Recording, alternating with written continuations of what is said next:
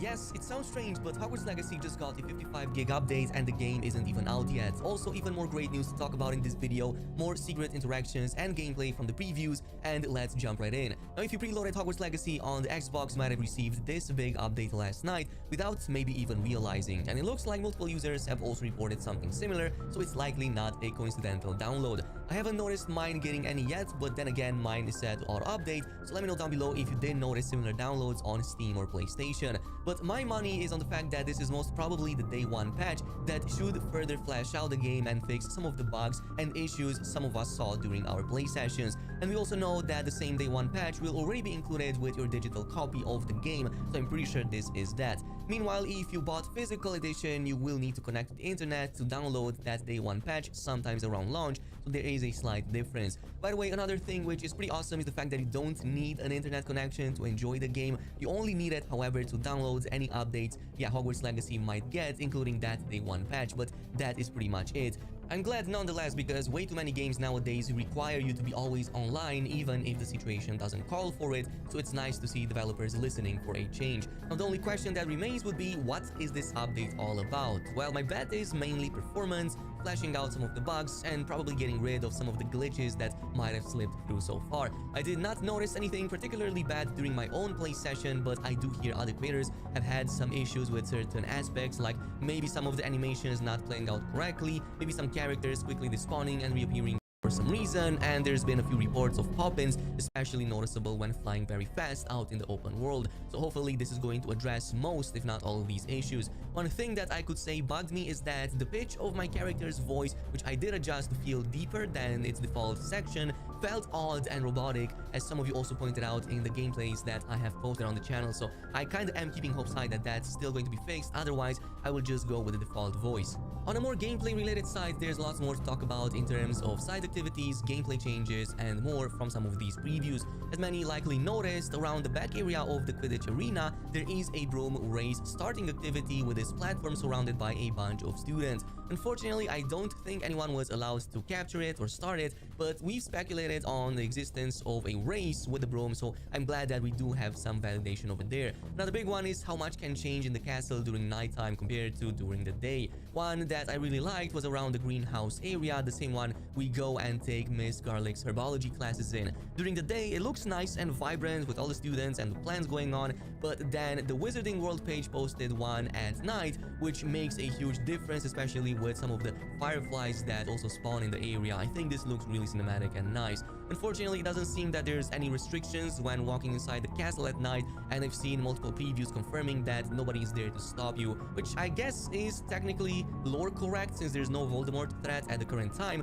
but it would have been nice maybe just to like add a bit of intrigue or be scared a little bit of just like surrounding areas and people like busting you. But from some of the previews, we do know that certain events do trigger only during nighttime, so it's still worth it to explore it during that. For example, if there's a quest that can only start during the daytime or vice versa, you can just wait near it, press the button, and then just jump straight into it. Most games out there do that nowadays, so I guess it's for the ease of use. Also, by the way, we haven't seen too many of these, but this is how the fail screen looks like, courtesy to this Reddit user that did get a screenshot. I'm not sure exactly from whose gameplay this is, but if something goes horribly wrong and you maybe die or fail the quest, this is how it's going to look like. And yeah, I didn't see one in my playthrough since I did not fail anything, but I was close to doing so when accidentally stepping outside of the quest area, which by the way is totally possible, and you will get a 10-second countdown timer. Speaking of the herbology class we just talked about, some previewers managed to enter that area, and when she's not teaching, Professor Garlick does let you use the potting tables to grow your plant, which I guess comes in useful if you don't have the room of requirement yet or do not have enough materials to create your own planters over there. Not all are going to be combat plants for obvious reasons, like for example, it seems that this is also where we get to plant the Mallow Sweet that produces the leaves we use in the Merlin trials, so looking forward to how that connection looks like. Also, many of the other combat plants like the mandrake seeds, which can be bought from the dogweed and deathcap and planted over here. We can also see from the footage, by the way, from a different preview, that if you use some of these mandrakes, they don't just stun enemies, but it shows more clearly that they also deal a bit of damage over time. Although I will say that it appears shorter than in some of the old previews, so maybe we do need to invest some skill points to like get that extended it and have the duration much longer, and as a result also deal more damage with it. In terms of attention to detail, I'm still baffled and just realized that the Flu Network lady, like the mural over there, actually reacts and addresses to you, the player, when discovering a new fast travel point, and there's even like different dialogues every single time, so I did not even know that she was the one that was doing all of these comments when discovering them. Furthermore, the disillusionment chest, there seems to be one close to the garden area that eventually we might want to come back at some point and get, especially after getting the invisibility spell. If you did not know this, you cannot open these chests because you need to avoid detection from that big eye in the middle, and if you use that invisibility spell or maybe even an invisibility potion, there's gonna be a big reward awaiting for you inside. But moving on, since we spoke about physical copies, your local GameStop or retailer might have already set up one of these Hogwarts Legacy stands, so this coupled with the box image from yesterday, yeah, expect next week to be quite eventful and probably quite a lot of people to get their hands on the physical copies, which by the way, you're probably going to be able to play right away since it doesn't require an internet connection. And more great news is coming our way. If you're a content creator or just someone who would love to post your gameplay or your own streams online, you don't have to worry about any copyright issues. The main support page was able to confirm that you can even stream with the audio on and you're not going to have any issues. Though just remember that the stream embargo is going to lift once that 72-hour period starts, so that's going to be on February 7th.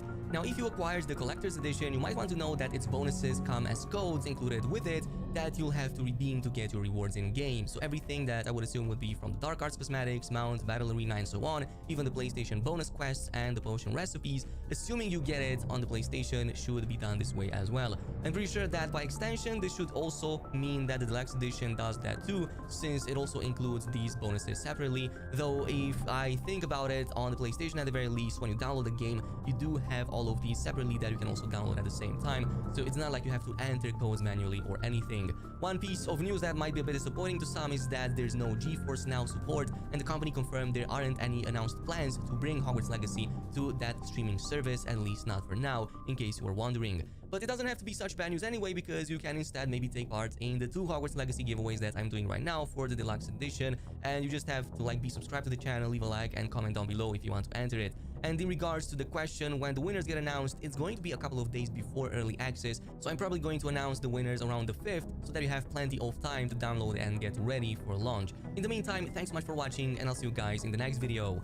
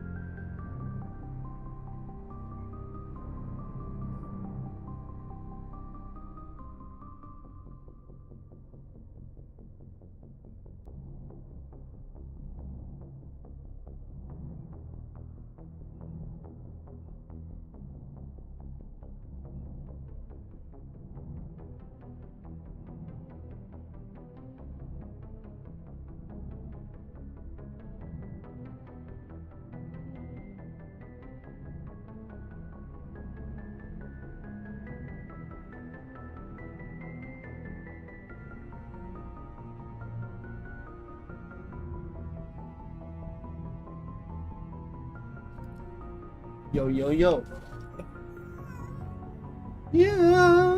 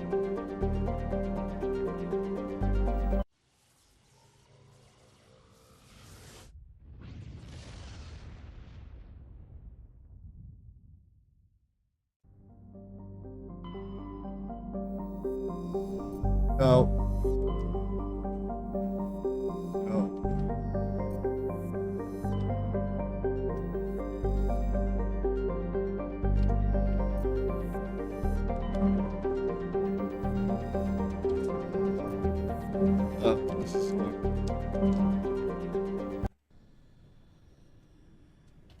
This is what I need to do. Yay!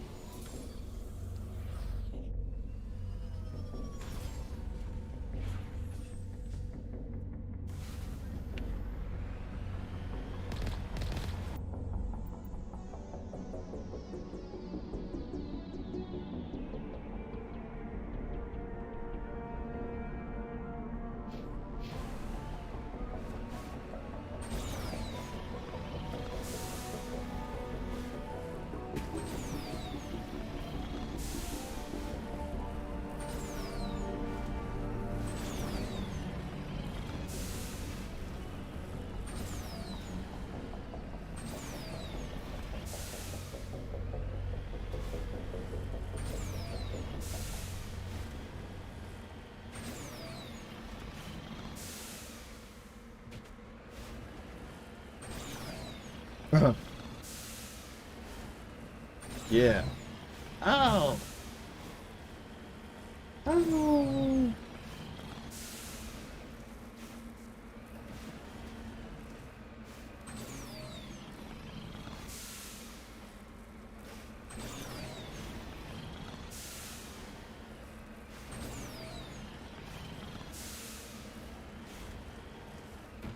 Oh, it's this thing, yeah.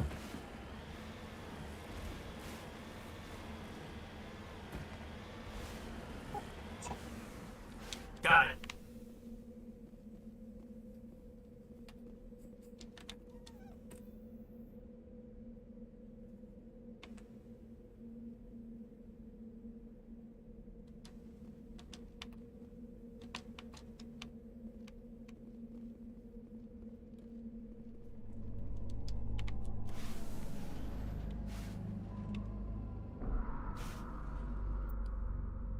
Cover me. What's it? Ready.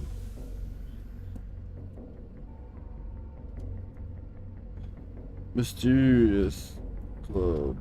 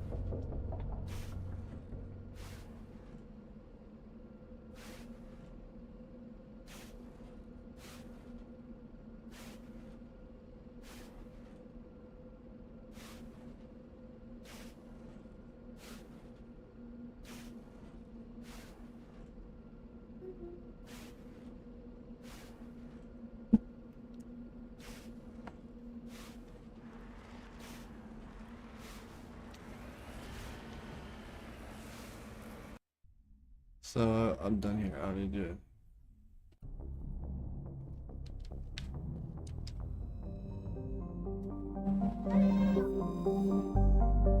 Hey, you tell him.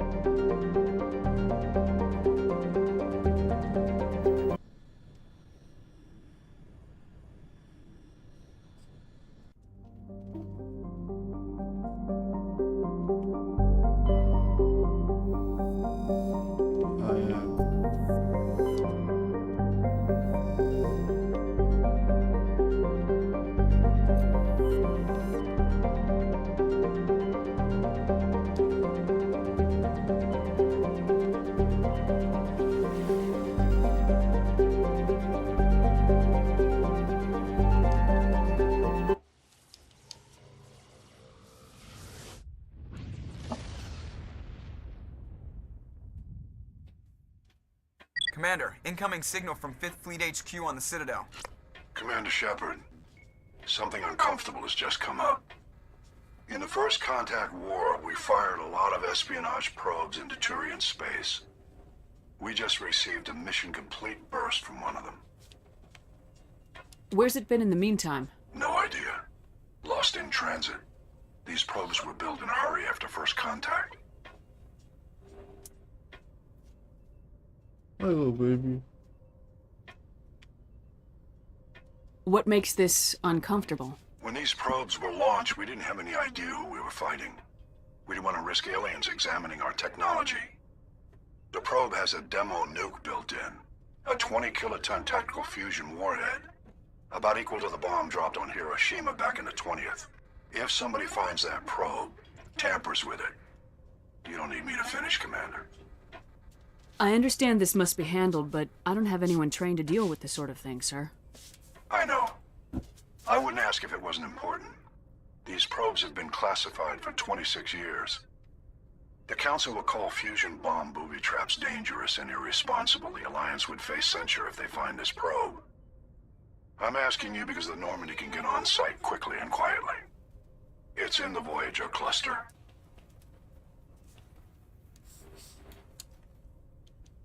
We'll get on it immediately, Admiral, and we'll be discreet. I appreciate that, Commander. Good luck. Fifth Fleet out.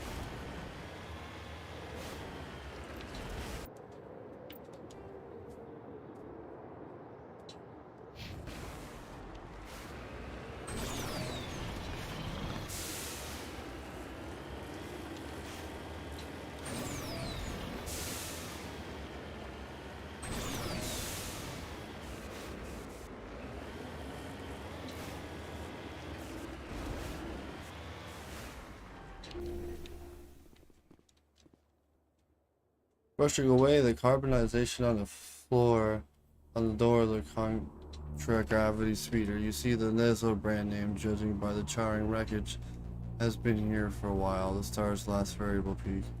Corpse is wearing the remains of an expensive suit, and where it appears to be melted antique aviator goggles.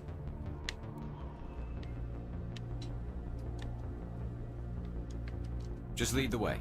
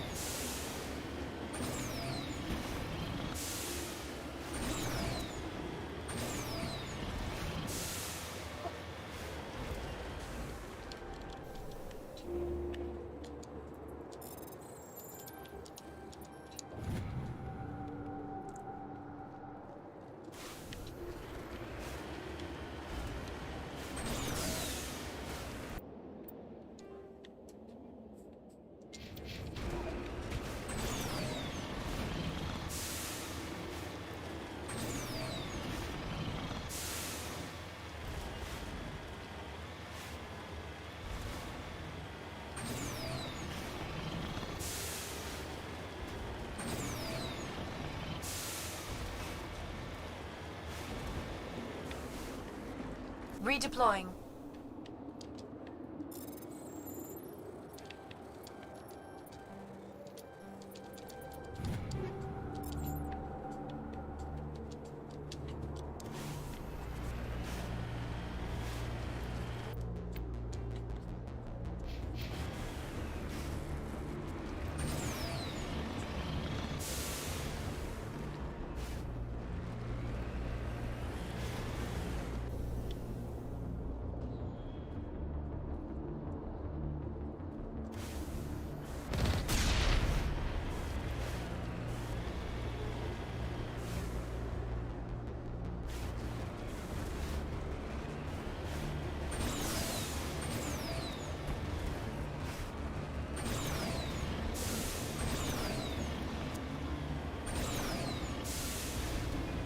Hmm.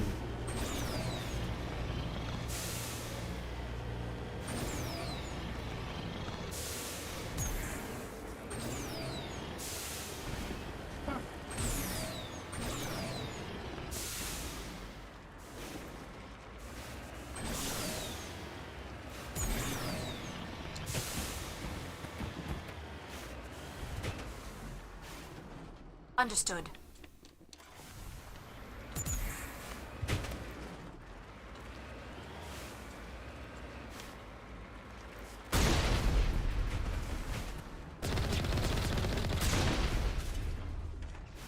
Huh.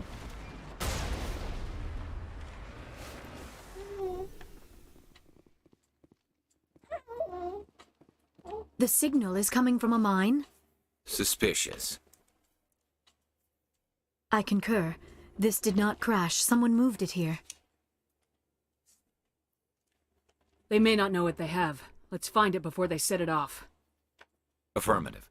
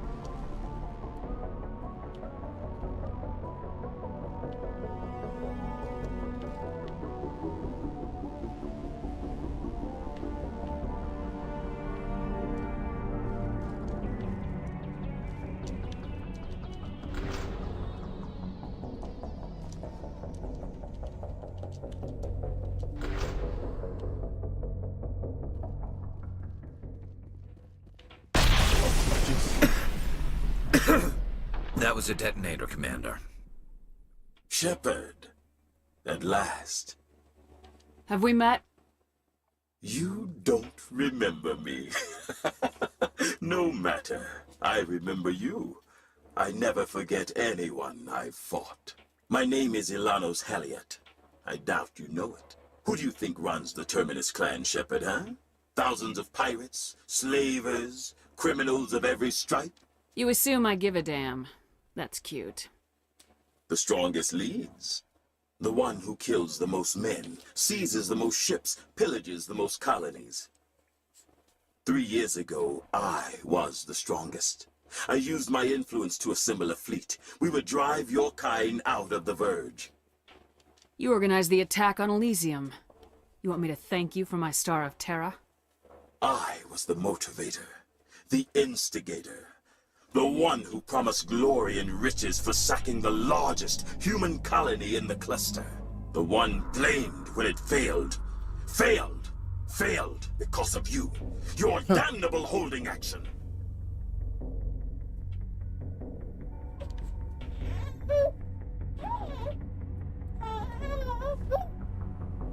It doesn't have to be like this, Halliot. Empty words from a dead woman. Goodbye, Shepard. What do we do now, Shepard? We find a way out. Someone up there needs my boot up his ass. See if there's anything in here we can use.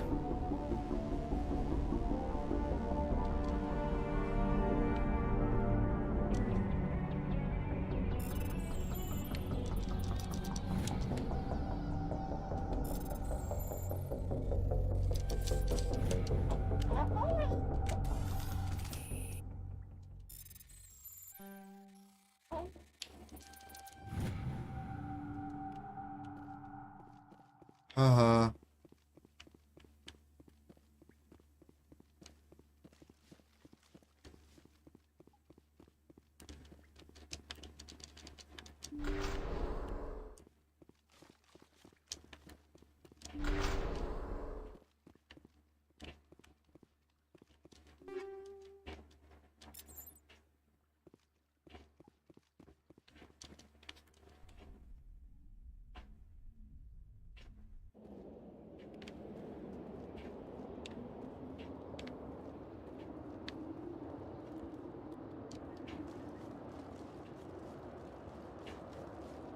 Fire in the hole!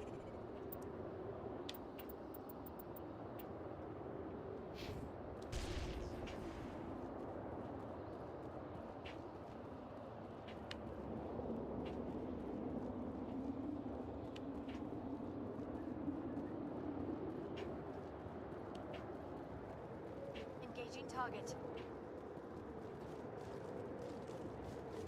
All targets down.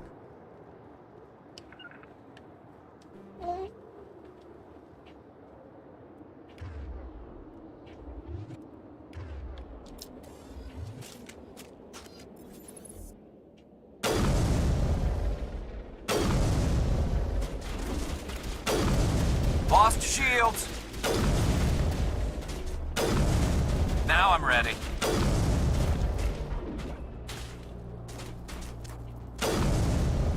Shields down.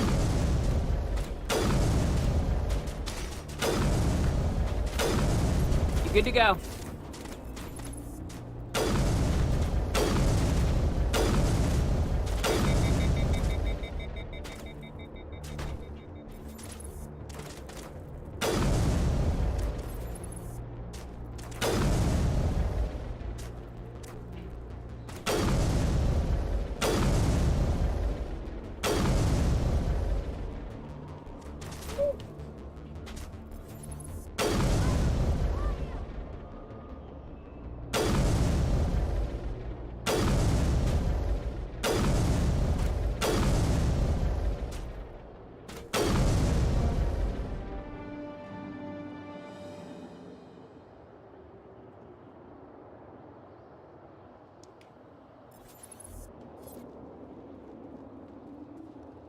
Negative contact, Shepard.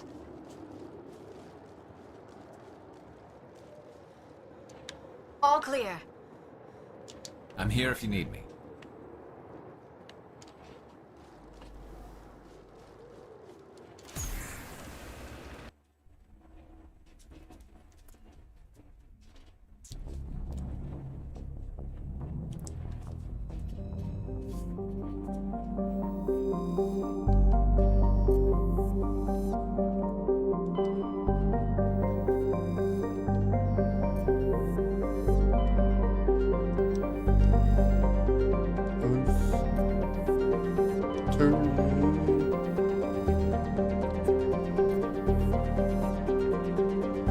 Bless you.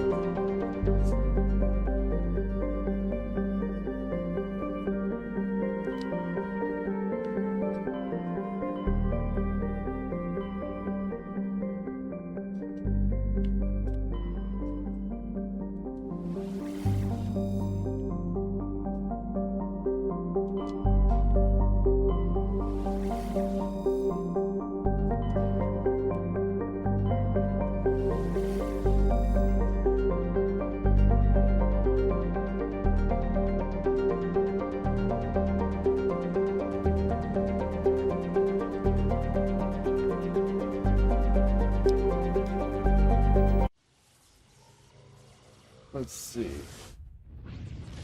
Oh. Woo!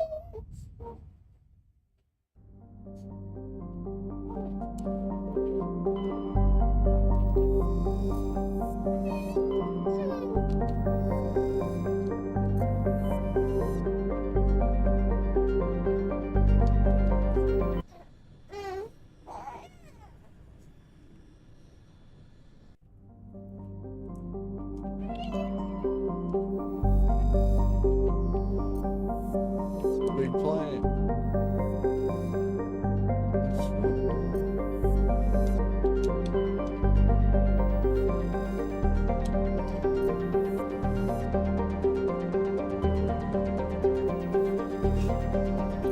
Hit it, dude.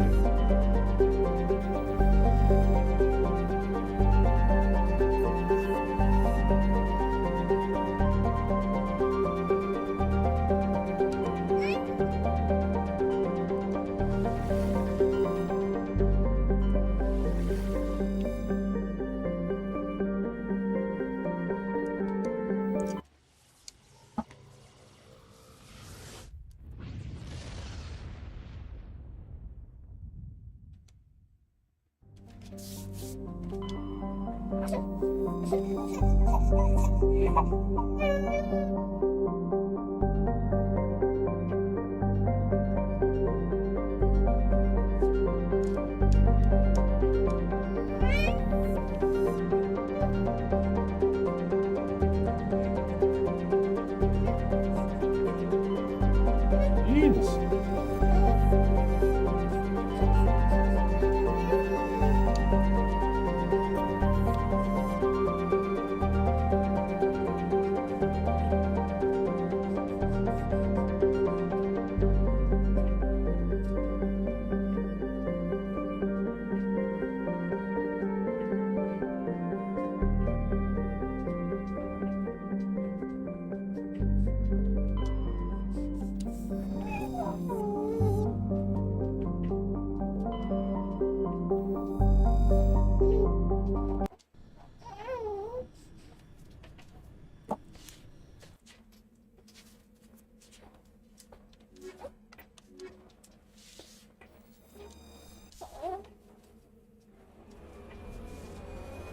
I'm gonna change it, could be black.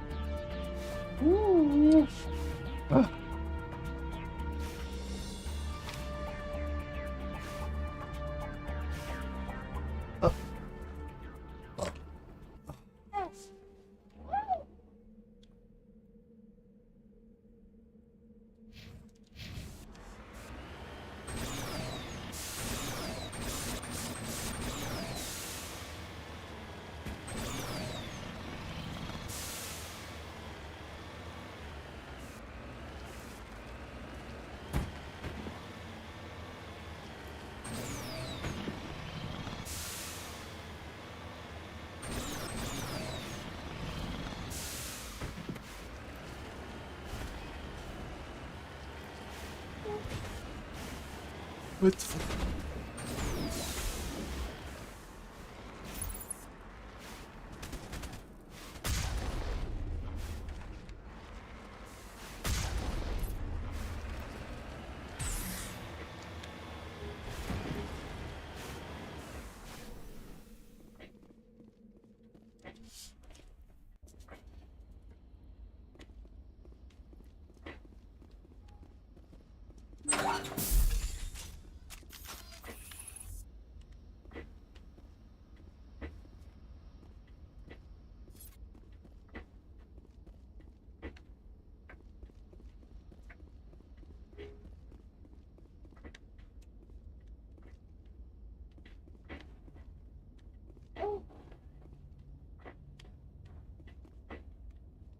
Look out!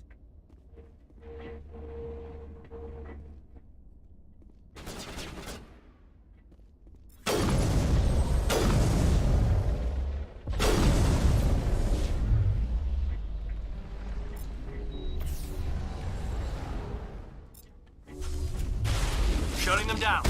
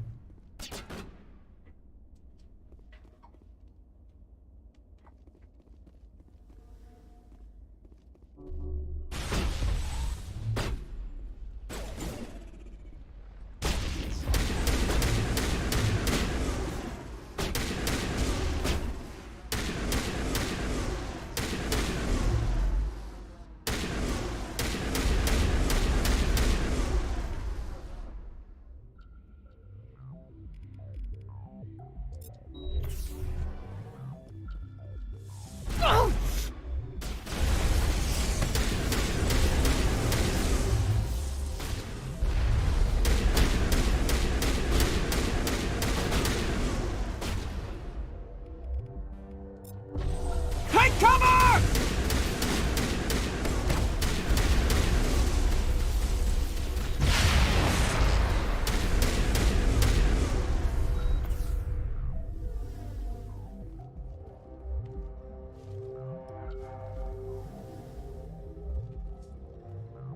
Hi. Hello, Daddy.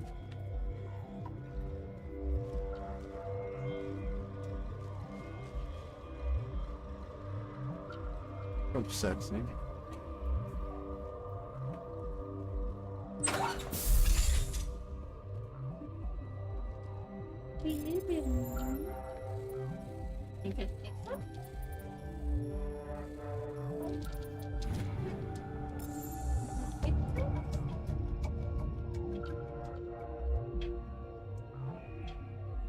Aha.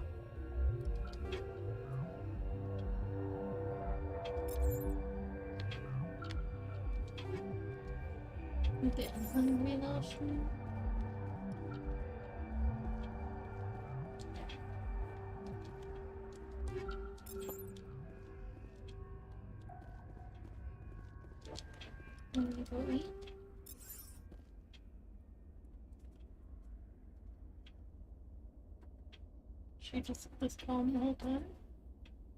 Pretty much. It's free. What do you mean? I mean, she was like for like a few minutes.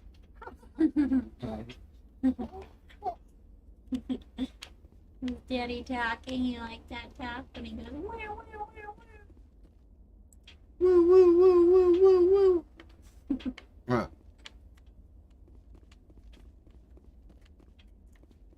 It's funny. so sweet.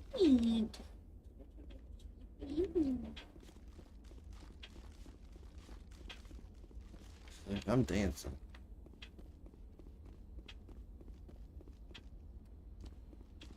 Dance all day, dance all night, little baby in these little tights.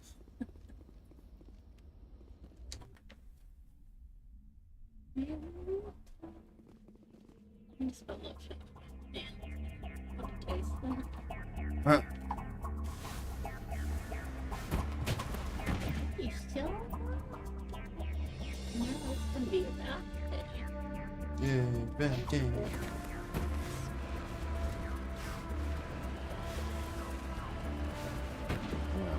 So sad. That means the fight up. What? Why?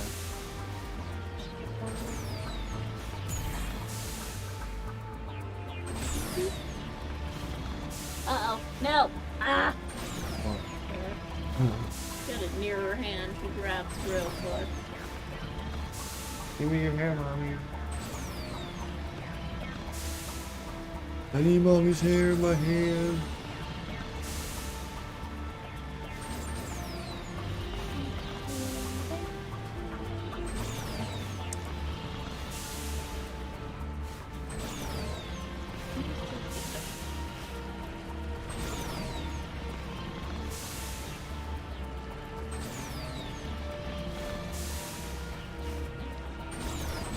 What happened?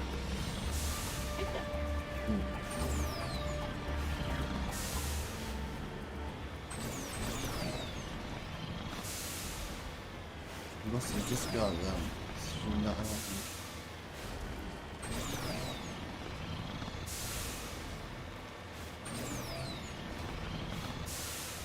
What are you trying to do? Hmm?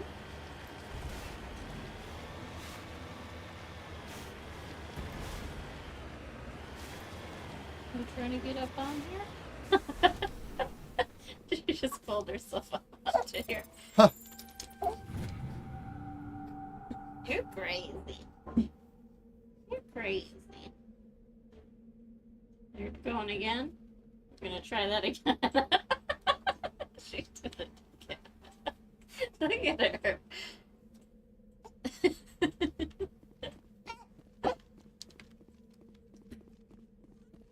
You all know. Yes, ma'am. Put your hands down.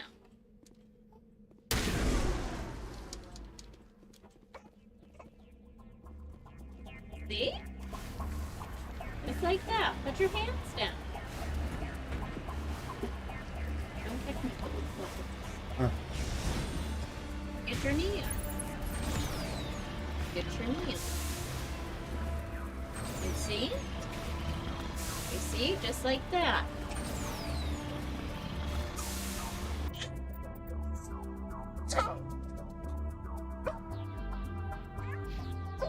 You want to try? Better when mommy was out.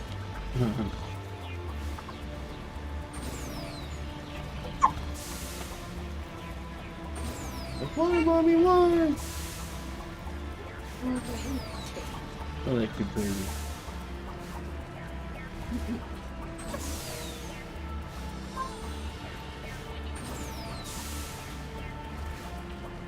Yes, no patience. Yeah. Oh.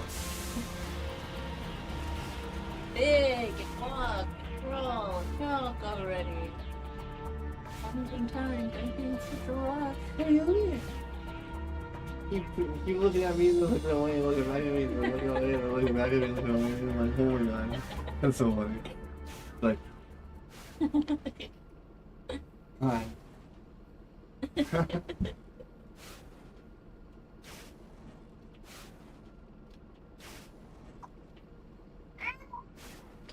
What was that?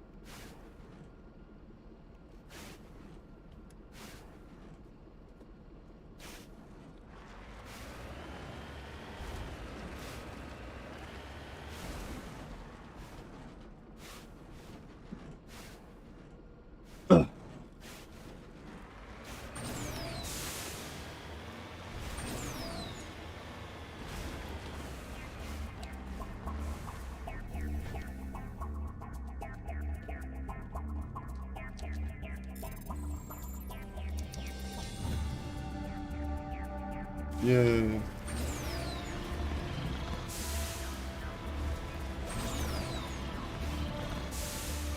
Whoa, that's dope.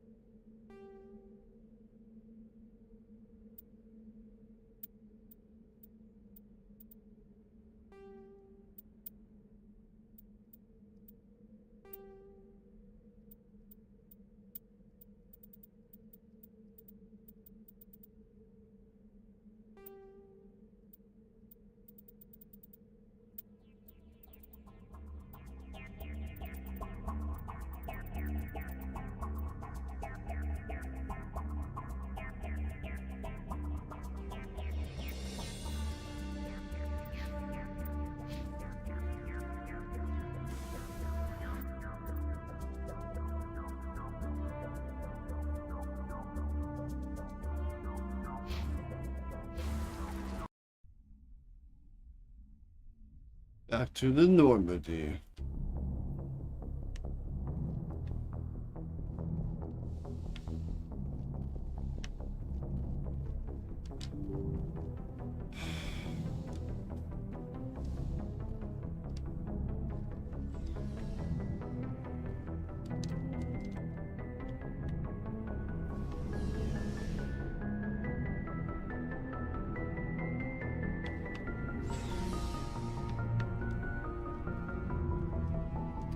Never a dull moment with you, Shepard. Rex, I think I found your armor. Let me see. Damn. This is it. Hard to believe my ancestors wore this piece of crap. But at least it's back where it belongs. Thanks, Shepard. I might be starting to like you after all. You getting soft on me, Rex? Huh. Just because I like you doesn't mean I wouldn't kill you.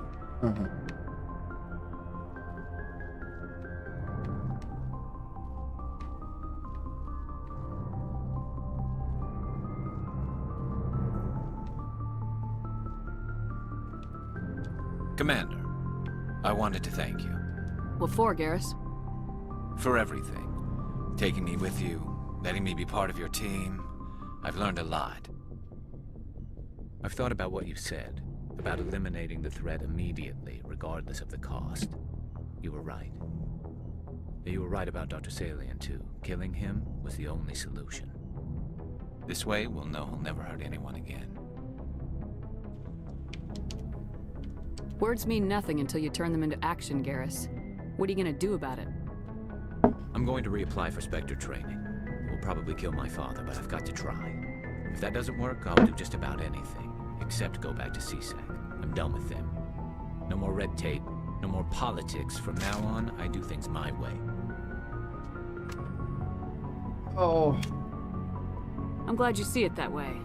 Keep that in mind when we meet Saren. Don't worry, Commander. I will.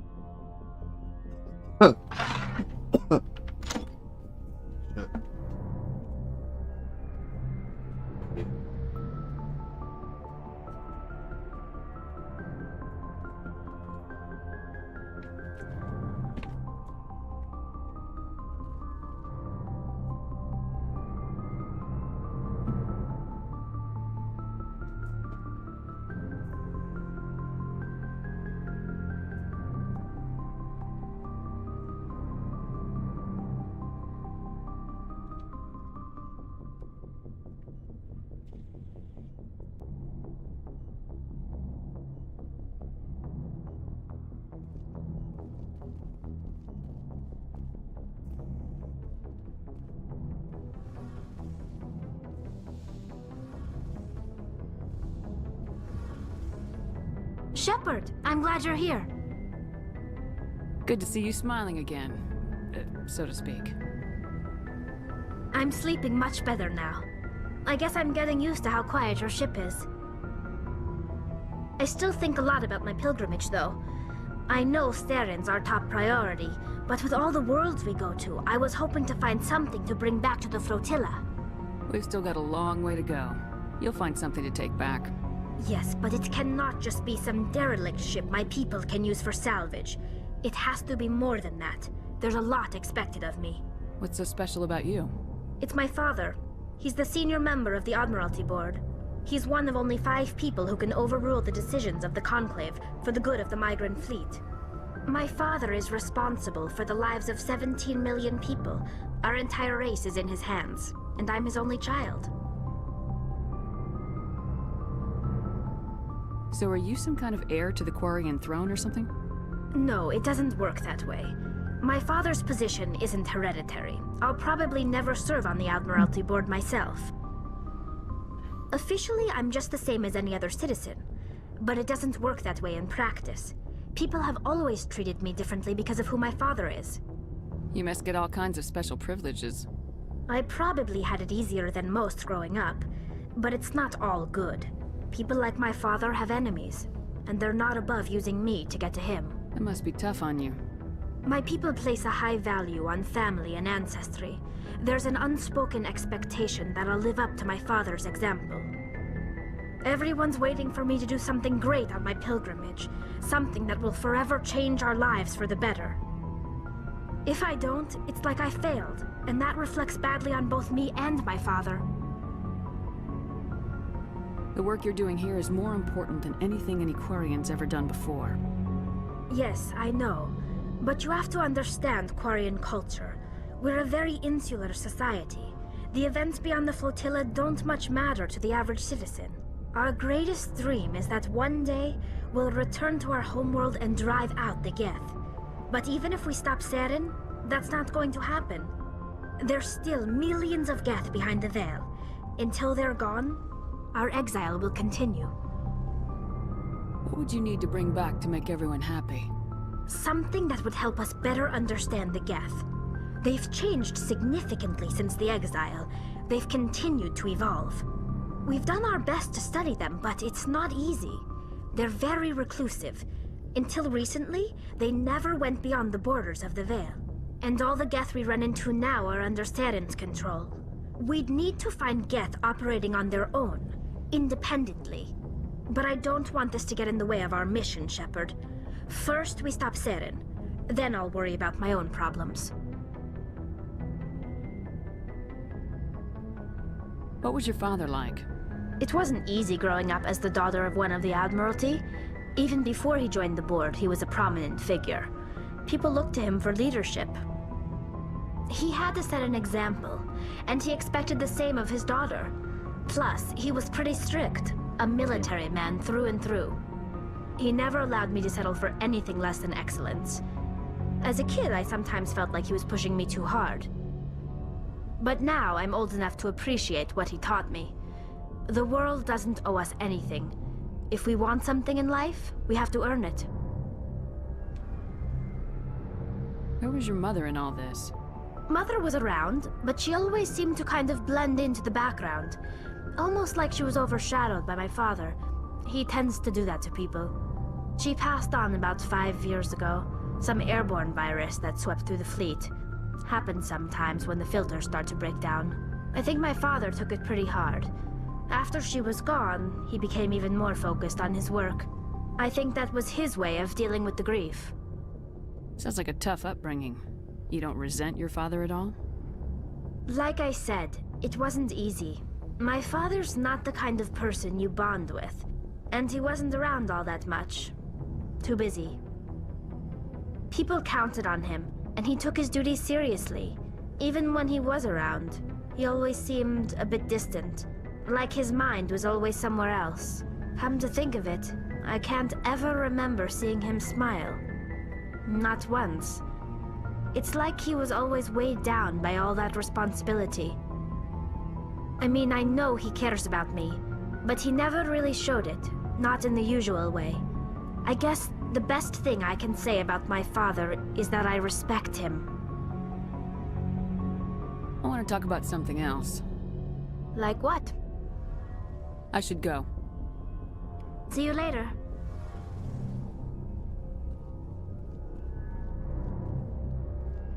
Heard we're headed into the Terminus systems, Commander. Don't worry, ma'am. The Normandy's a hell of a ship. She'll get us through this.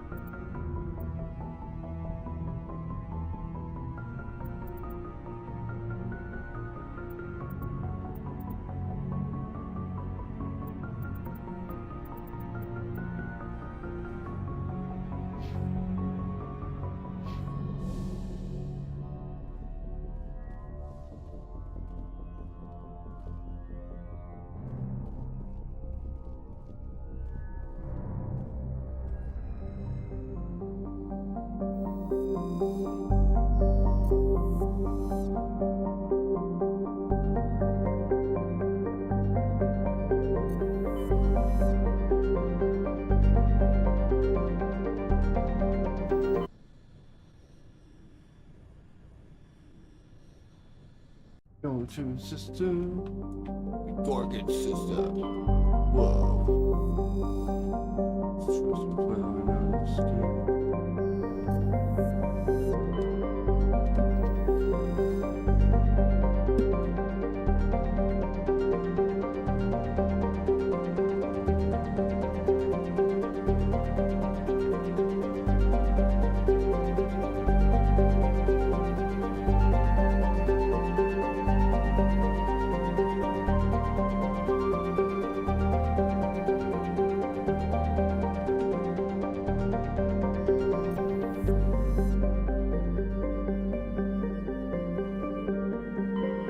Dark blue? What's this one? Hydrogen and helium. Spectrum.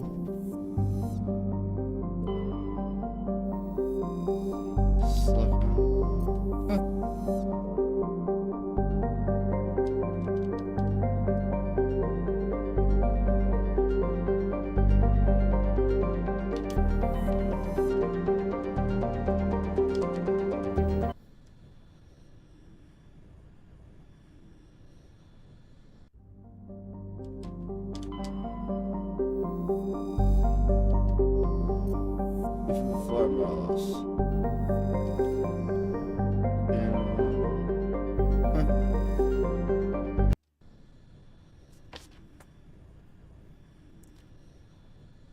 Can do.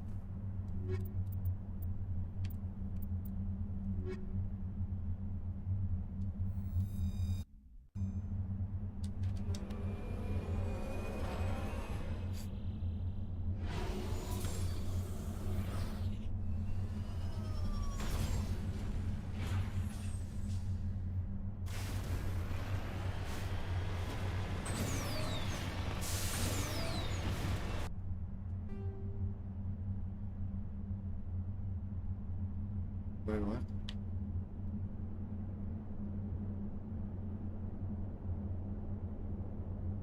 Huh. I feel like I've already been here.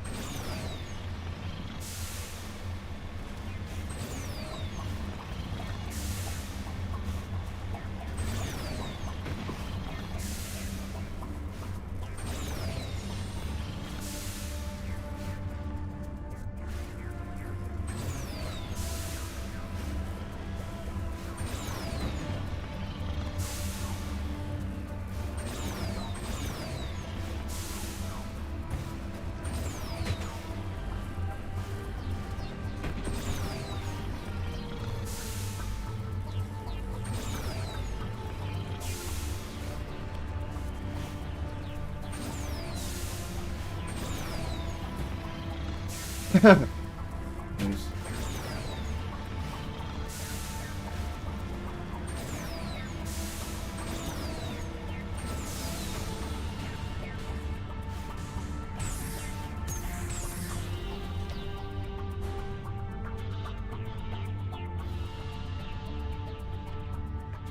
Ready.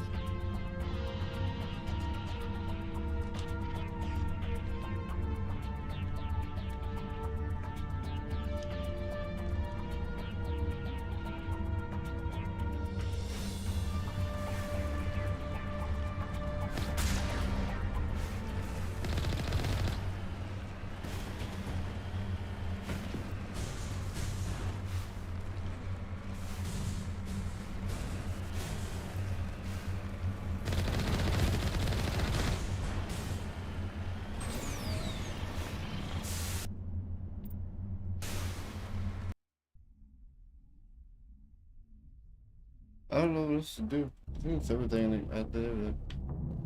But yeah.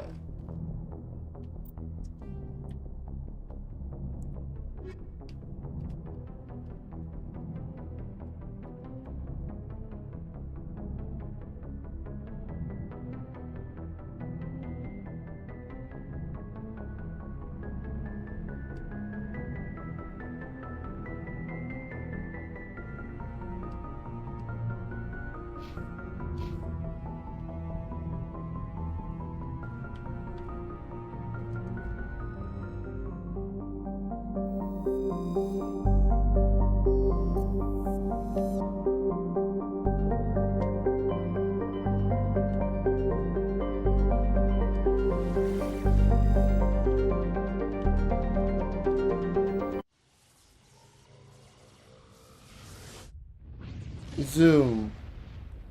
Zoom, zoom, zoom, zoom, zoom, zoom, zoom. My lips are chapped.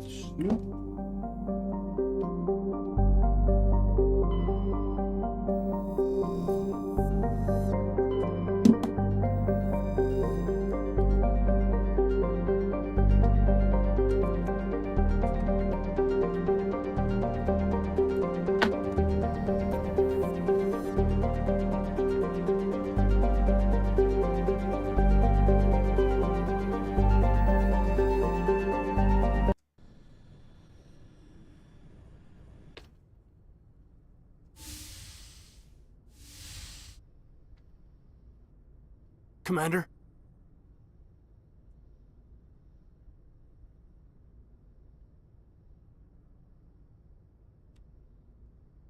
For now, the Alliance has to catch me before they can strip my rank. What do you need? I don't want to speak out of turn. I mean, I hope we're close enough after everything we've said already. What happens if this doesn't work out, Shepard? I mean, we mutinied, we stole a prototype warship. If they wanted to get technical, they could throw in kidnapping. We're a hell of an example of humanity's best and brightest, huh? I keep reminding myself we're doing the right thing. I don't believe me yet. Well, if I didn't think you were doing the right thing, I wouldn't be here. It'll really hit the fan when we get to Ilos. If things don't go well, I want you to know, well, I've enjoyed serving under you. Caden, you stopped being a subordinate a long time ago. Don't you think it's time to act like it? Battlefield flirting is one thing, Shepard. There are regs against fraternization. Huh, I suppose breach of protocol will be pretty far on the list of charges at our courts-martial. You know what? You're right. About everything. I think about losing you, and I can't stand it. And the galaxy will just keep going. Everything, even the Reapers, will come around again. But you and I, we are important right now. And this is what will never happen again. Us. Shepard, you make me feel human. I can make you feel much more than that. Come here. Is that an order, Commander? Caden, you make me feel like I could take on the universe. And right now, I kinda have to.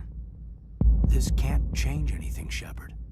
This is a good crew, the finest I've served with. I don't want to mess it up. I didn't even do anything, I just did that. Did it skip by itself or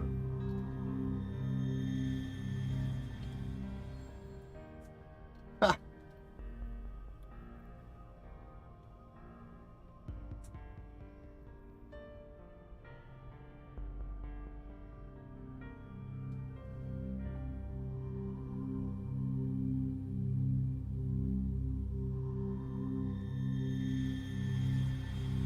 You're already dressed. It's been a long time since I've met a woman who, Bridge to Commander Shepard. We're 5 minutes out from the Mu relay.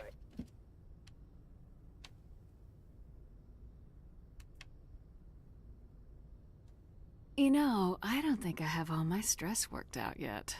Joker's waiting for you on the bridge. I swear, though, if anything happens to you, take care, Shepard. That's funny. I got a little heart achievement.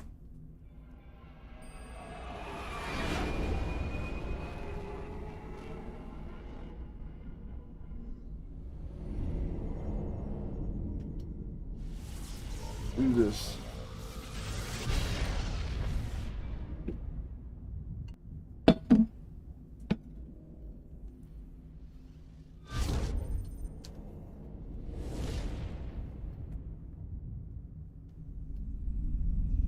Commander?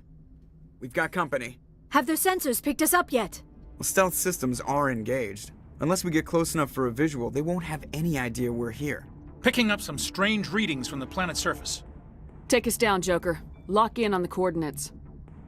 Negative on that, Commander. The nearest landing zone's 2 clicks away.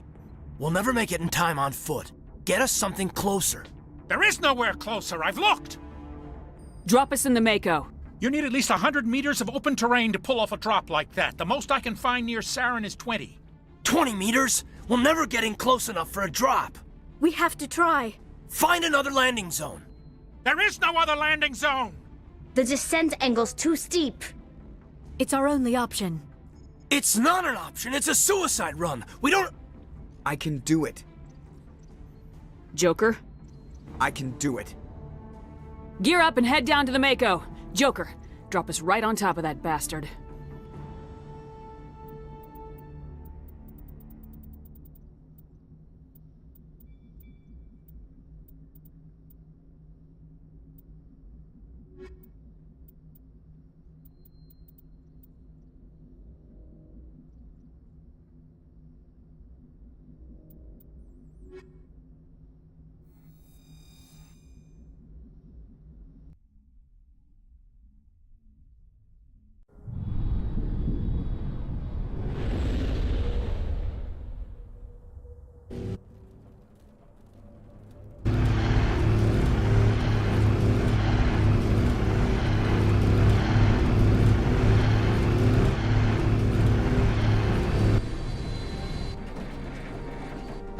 You two, keep moving! Inside, now!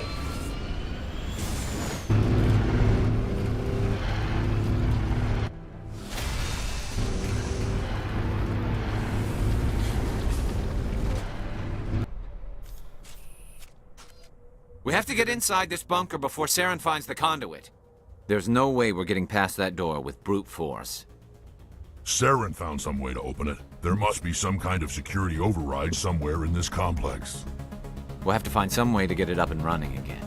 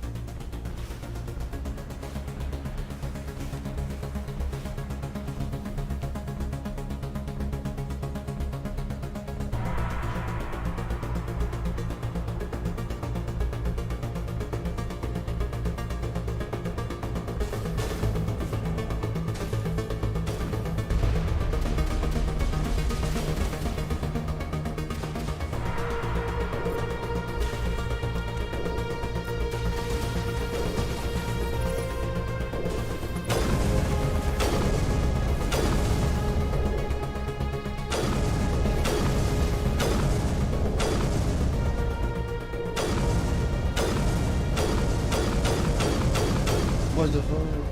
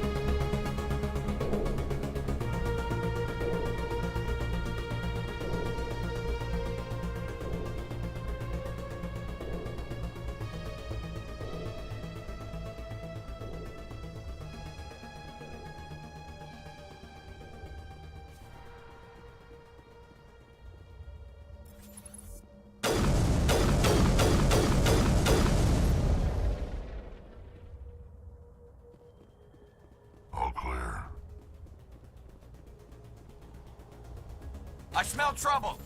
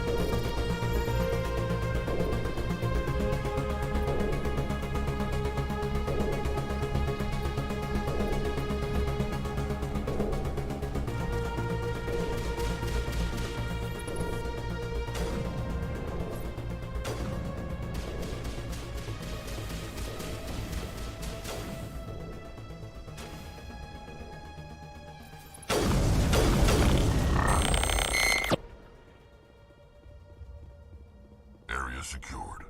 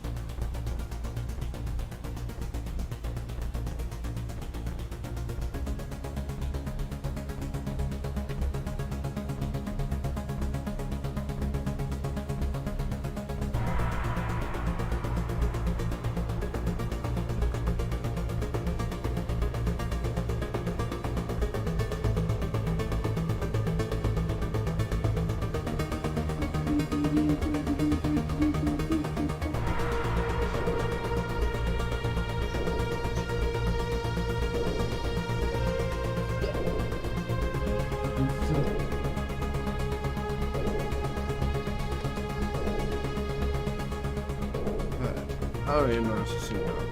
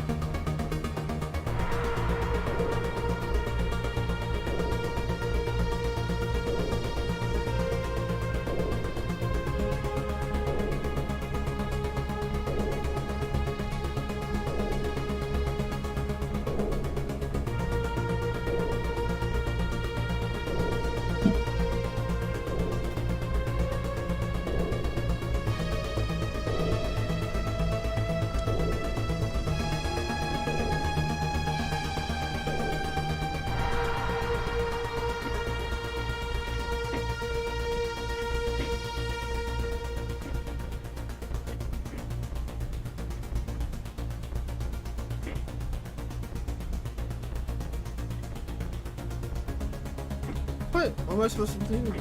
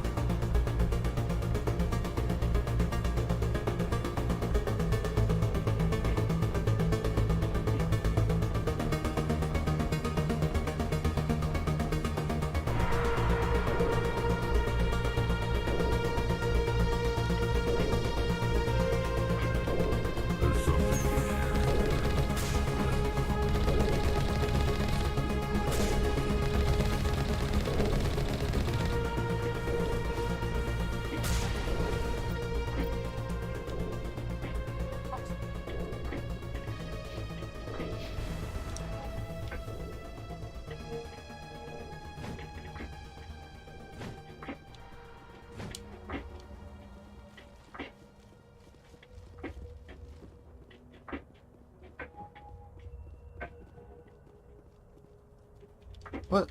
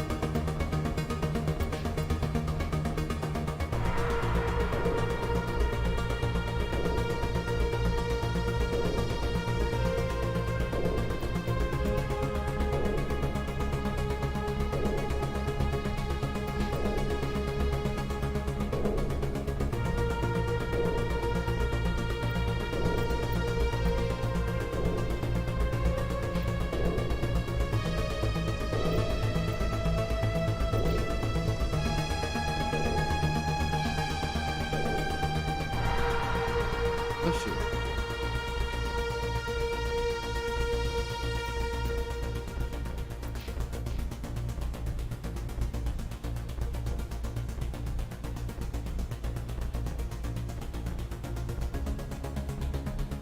A lot of people died here long ago. Now it's time for a lot of Geth to join me.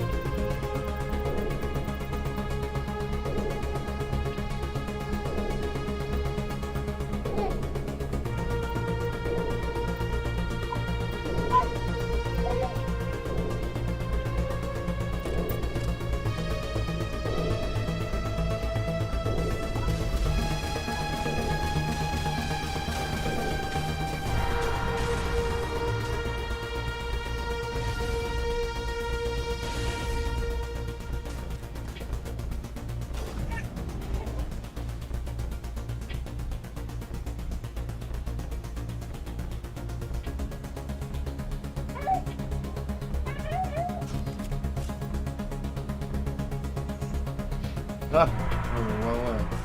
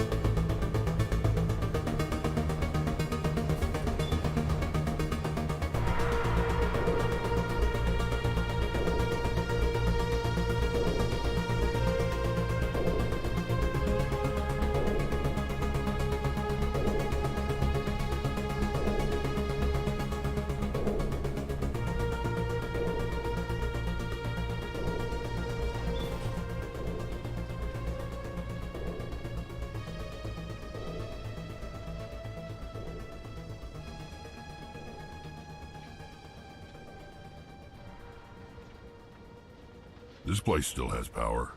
It must be running off its own generator. I bet this is the command center for the entire complex. Saren's troops must have sealed the doors from here after he went inside. We'll have to figure out how to disengage the security lockdown if we ever want to get inside that bunker.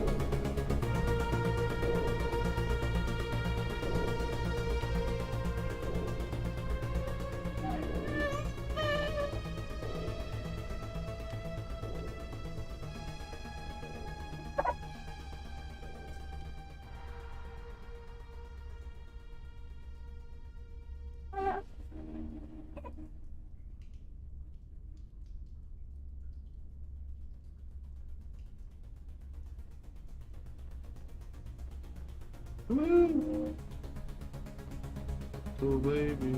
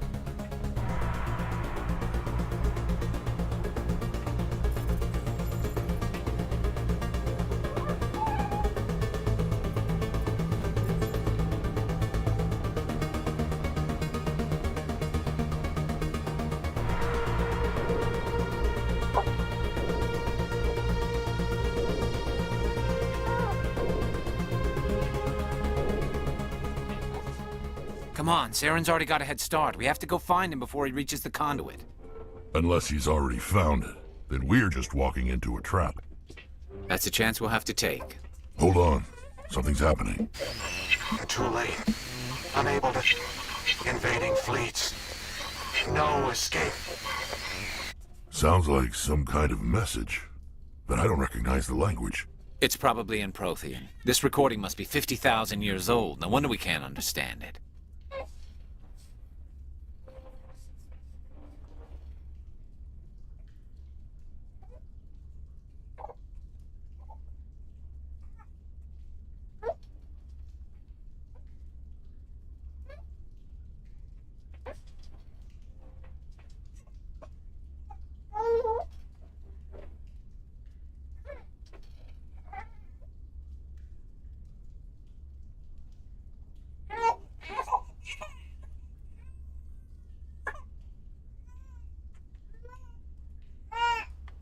The message is all broken up, but I recognize some of the words.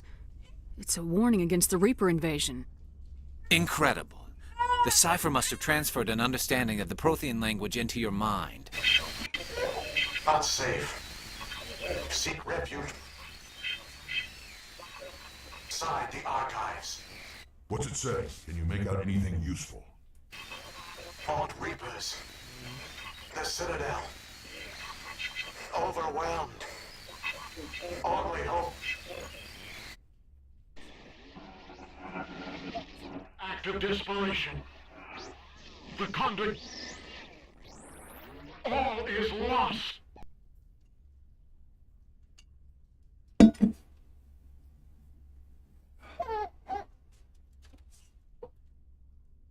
It said something about the conduit, but it's too degraded to help. We should go. Cannot be stopped. What's that doing? Cannot be stopped.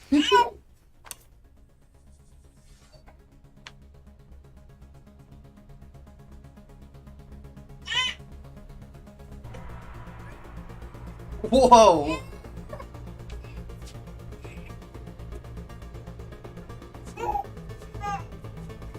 Ready for that?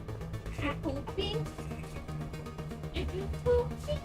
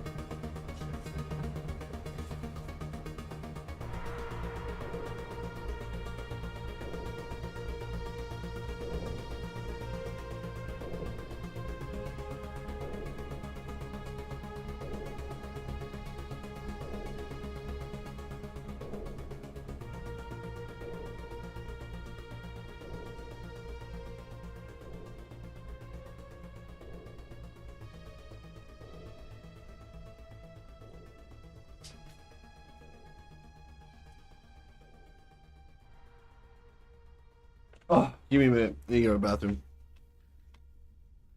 Bathroom.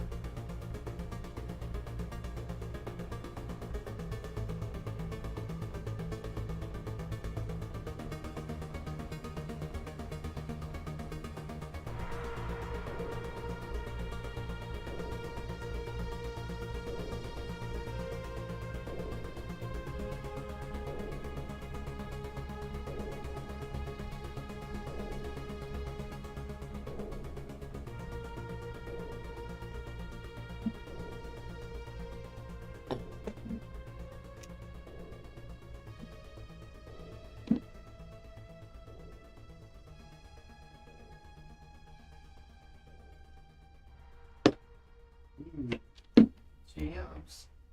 Dams.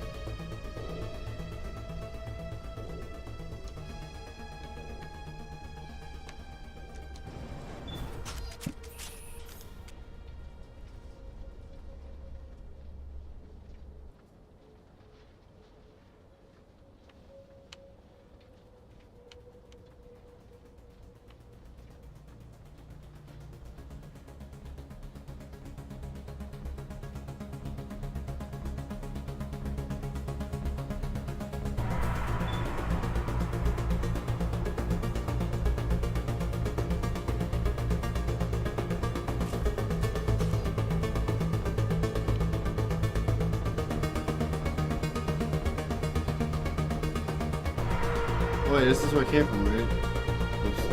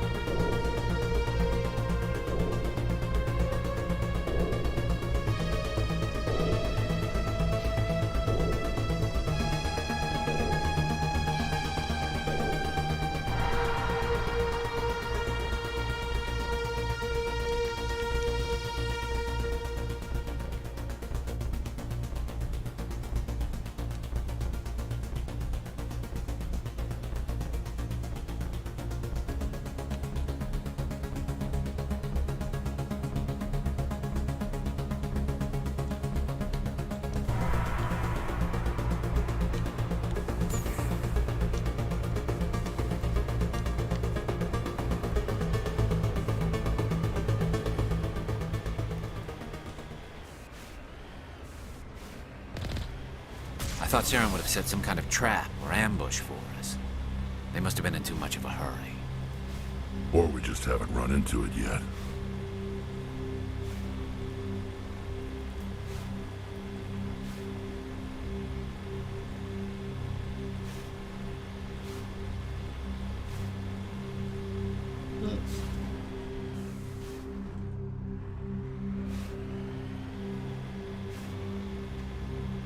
What are all those things on the wall? Some kind of containers? They look like stasis pods. The Protheans probably tried to keep themselves alive through cryogenic freezing.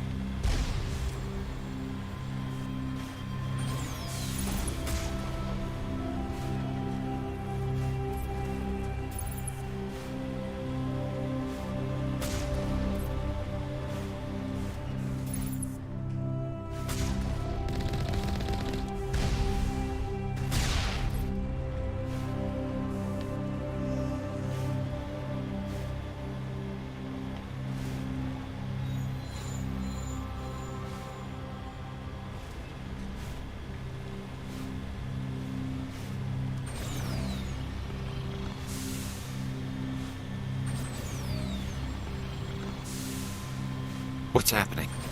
It's a trap! Saren must have set an ambush. I don't think Saren's behind this.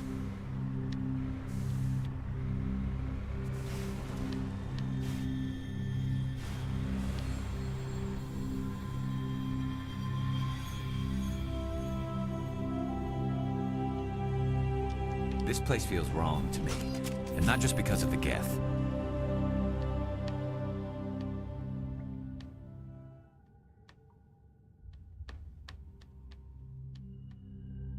What do you think we're gonna find down here?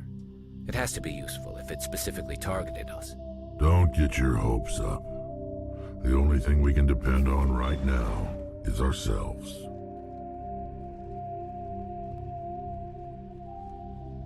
You are not Prothean, but you are not machine either. This eventuality was one of many that was anticipated. This is why we sent our warning through the beacons. Looks like some kind of VI program. Pretty badly damaged. I do not sense the taint of indoctrination upon any of you. Unlike the other that passed recently. Perhaps there is still hope. Wait a minute. How come I can understand you? Why aren't you speaking the Prothean language? I have been monitoring your communications since you arrived at this facility. I have translated my output into a format you will comprehend. My name is Vigil. You are safe here for the moment, but that is likely to change. Soon, nowhere will be safe. Are you some kind of artificial intelligence program? I am an advanced non-organic analysis system, with personality imprints from Kesad Aishan, Chief Overseer of the Ilos Research Facility. Why did you bring me here? You must break a cycle that has continued for millions of years. But to stop it, you must understand, or you will make the same mistakes we did. The Citadel is the heart of your civilization and the seat of government, as it was with us, and as it has been with every civilization that came before us. But the Citadel is a trap. The station is actually an enormous mass relay, one that links to dark space, the empty void beyond the galaxy's horizon. When the Citadel relay is activated, the Reapers will pour through, and all you know will be destroyed. The Reapers can wipe out the Council and the entire Citadel fleet in a single surprise attack. That was our fate. Our leaders were dead before we even realized we were under attack. The Reapers seized control of the Citadel, and through it, the mass relays. Communication and transportation across our empire were crippled. Each star system was isolated, cut off from the others. Easy prey for the Reaper fleets. Over the next decades, the Reapers systematically obliterated our people. World by world, system by system, they methodically wiped us out.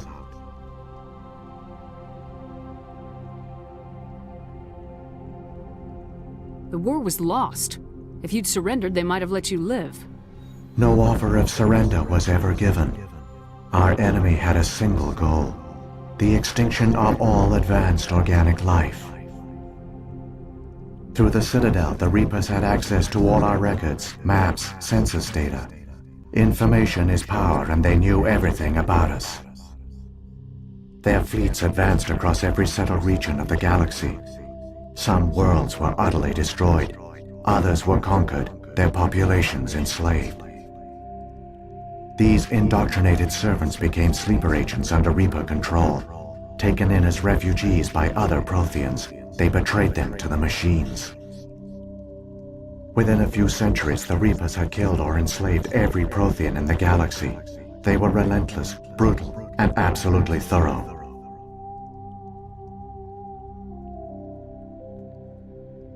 I don't understand.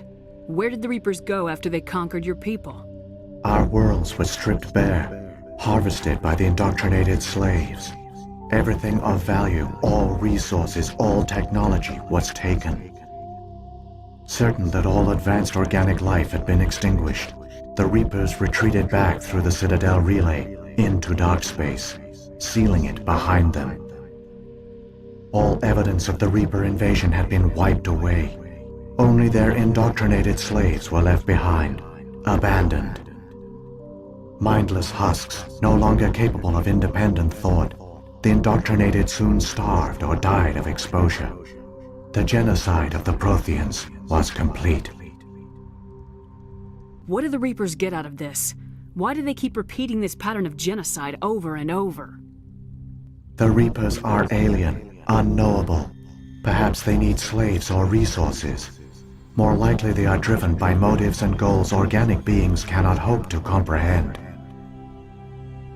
In the end, what does it matter? Your survival depends on stopping them, not in understanding them. You said you brought me here for a reason. Tell me what I need to do. The conduit is the key. Before the Reapers attacked, we Protheans were on the cusp of unlocking the mysteries behind mass relay technology. Ilos was a top-secret facility. Here, researchers worked to create a small-scale version of a mass relay, one that linked directly to the Citadel, the hub of the relay network. Conduit's not a weapon. It's a backdoor onto the Citadel.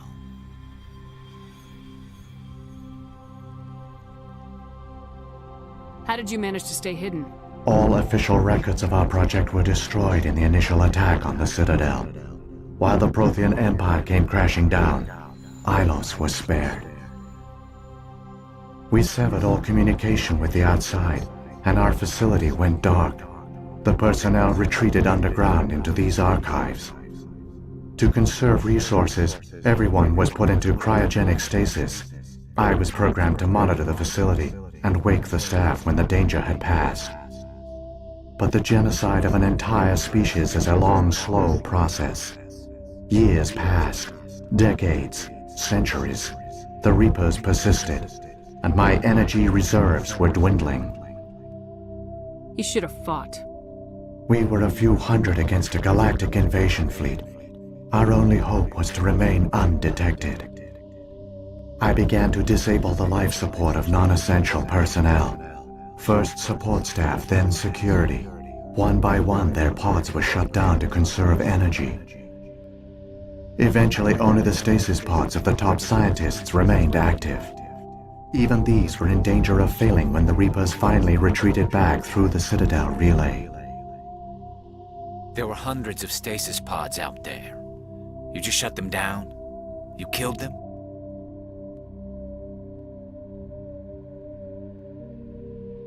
You were programmed to protect them, not kill them. This outcome was not completely unforeseen. My actions were a result of contingency programming entered on my creation. I bet they didn't tell the non-essential staff about this contingency. I saved key personnel. When the Reapers retreated, the top researchers were still alive. My actions are the only reason any hope remains. When the researchers woke, they realized the Prothean species was doomed. There were only a dozen individuals left, far too few to sustain a viable population. Yet they vowed to find some way to stop the Reapers from returning, a way to break the cycle forever, and they knew the Keepers were the key. I still don't understand what's going on here.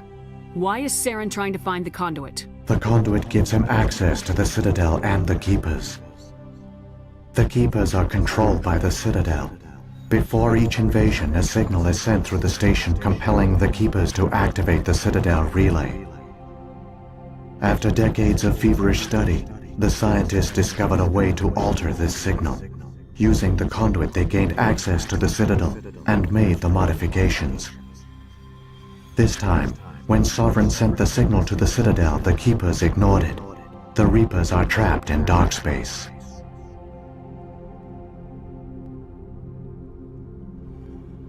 Saren must have some plan to undo everything you did. The one you call Saren will use the conduit to bypass the Citadel's defenses. Once inside, he will transfer control of the station to Sovereign. Sovereign will override the Citadel systems and manually open the relay, and the cycle of extinction will begin again. I'll stop Saren. Just tell me how. There's a data file in my console. Take a copy when you go. When you reach the Citadel's master control unit, upload it to the station.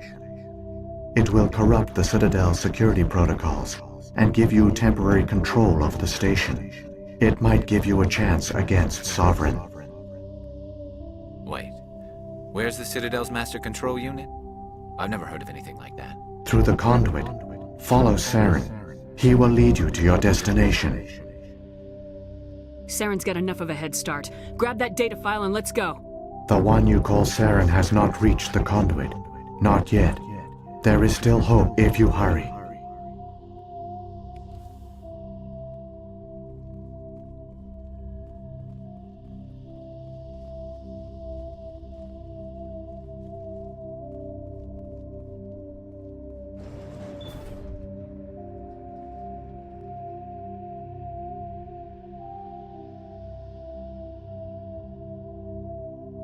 So many races looked up to the Protheans as paragons of civilization, but they were fooled by the Reapers, just as we were. They failed. Keep it moving. I've got no intention of ending up like them.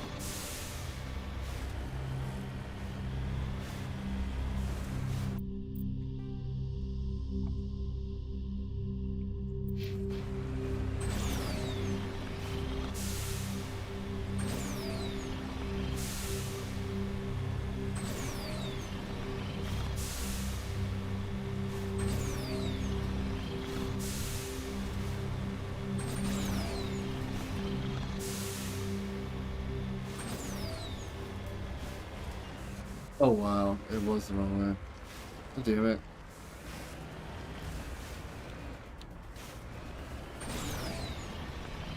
Why, Seth? Come on. That's stupid.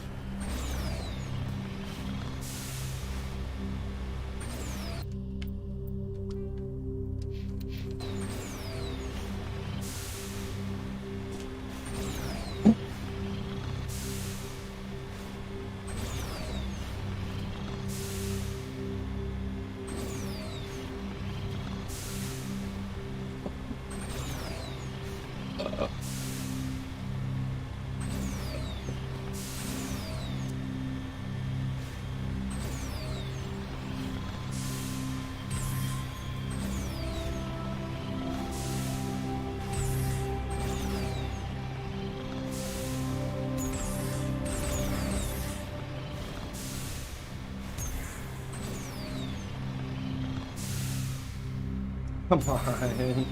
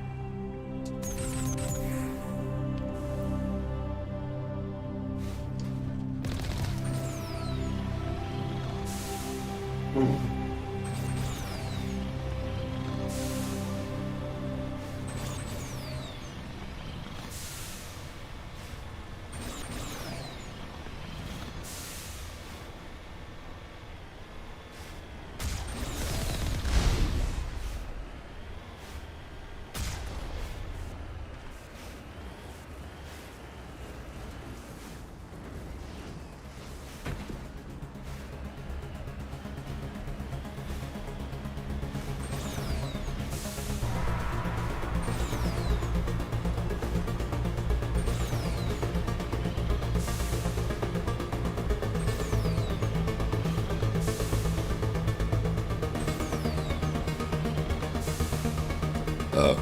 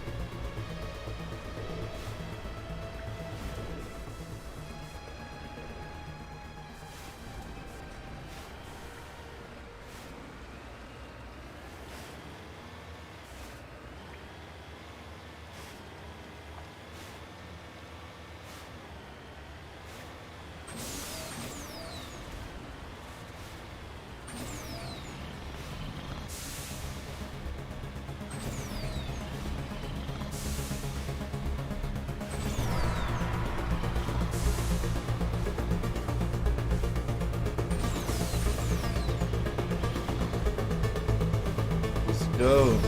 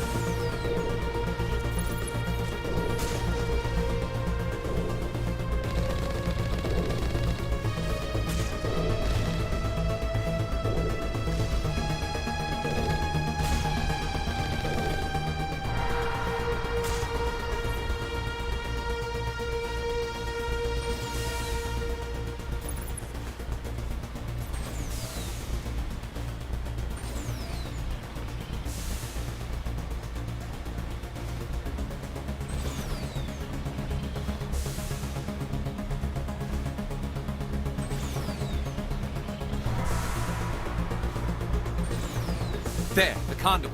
It's incredible. We don't have time to admire the view. We have to get through that relay, and these Geth aren't gonna make it easy on us.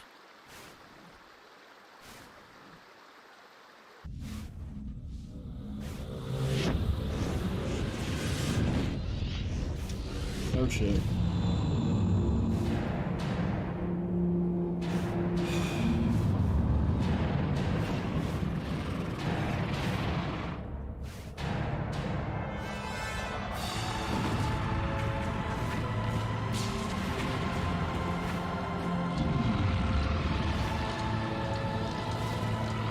Just wipe everyone out.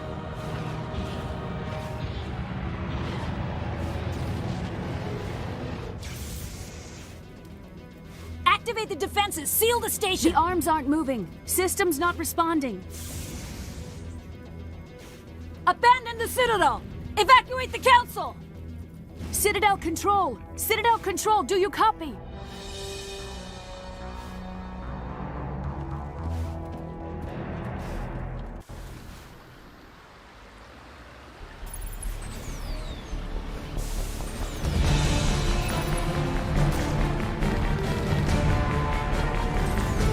Hang on, things are gonna get a little rough.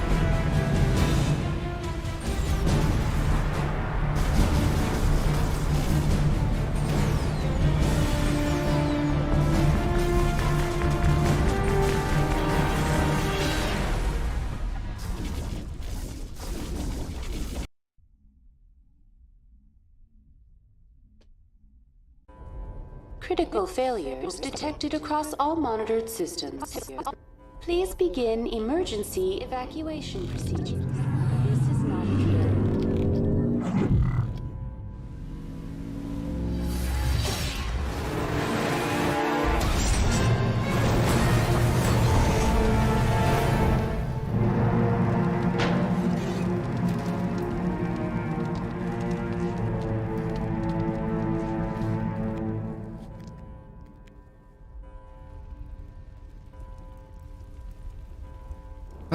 That sucks.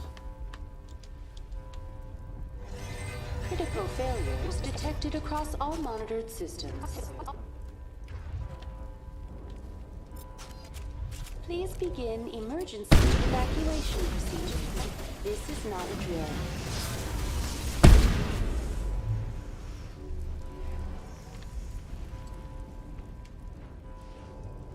Critical failures detected across all monitored systems. Please begin emergency evacuation procedures. This is not a drill.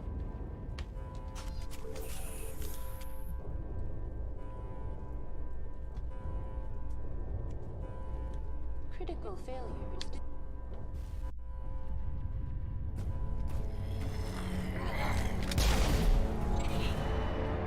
What?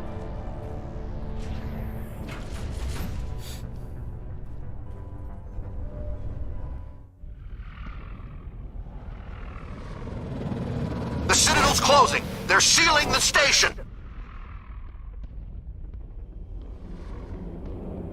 Don't let the enemy ships inside the arms.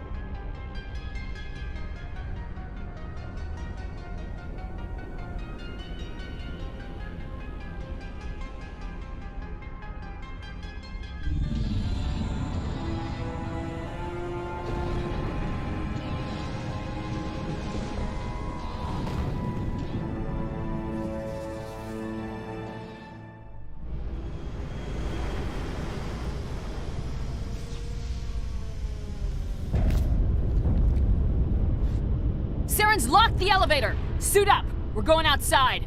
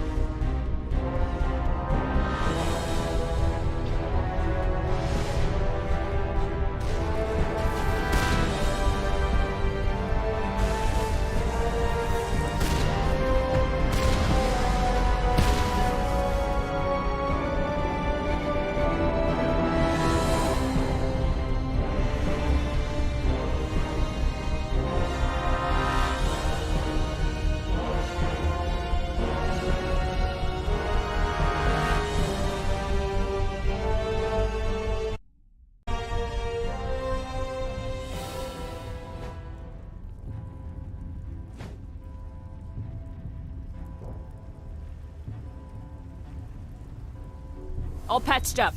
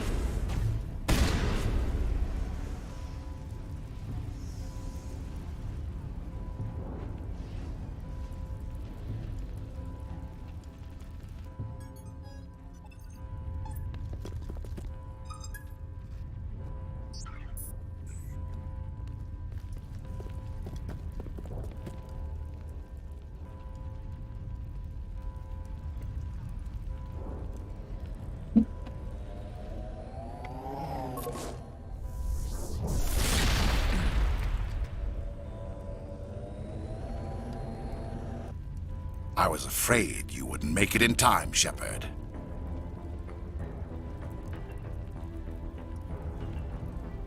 Had to wipe out a few hundred of your followers along the way.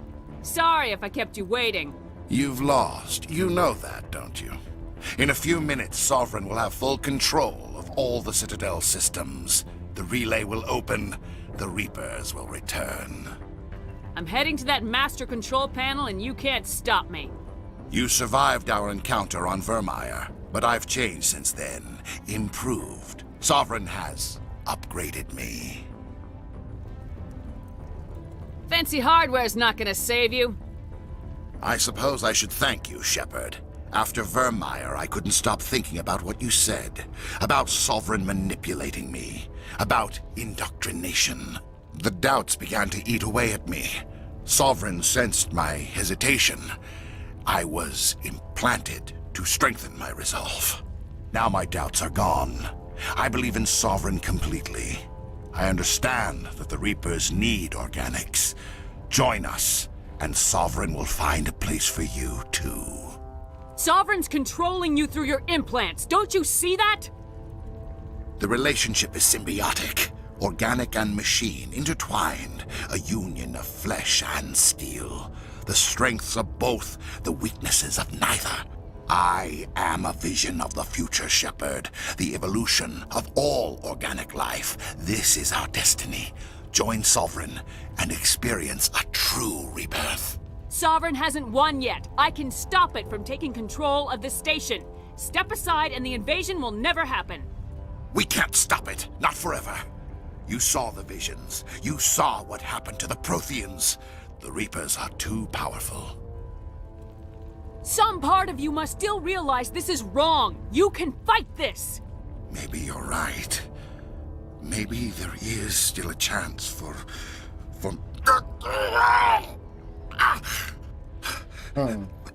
The implants. Sovereign is too strong. I'm sorry. It is too late for me. It's not over yet. You can still redeem yourself. Goodbye, Shepard. Thank you.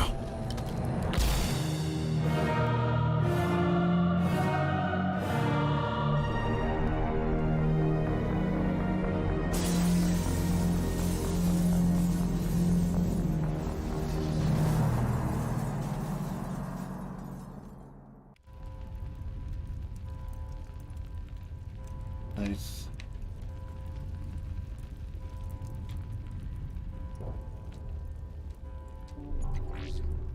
I still got a battle. I'm in the second form now. Vigil's data file worked. I've got control of all systems. Quick, open the station's arms. Maybe the fleet can take Sovereign down. See if you can open a communications channel. The Destiny Ascension. Main drives offline. Kinetic barriers down 40%. The Council is on board. I repeat, the Council is on board. Normandy to the Citadel. Normandy to the Citadel. Please tell me that's you, Commander. I'm here, Joker. We caught that distress call, Commander. I'm sitting here in the Endura sector with the entire Arcturus fleet. We can save the Ascension. Just unlock the relays around the Citadel and we'll send the cavalry in. You'd sacrifice human lives to save the Council? What have they ever done for your kind? This is bigger than humanity. Sovereign's a threat to every organic species in the galaxy. That's why you can't throw away reinforcements trying to save the Council. Hold them back until the Citadel arms open up and the human fleet can go after Sovereign.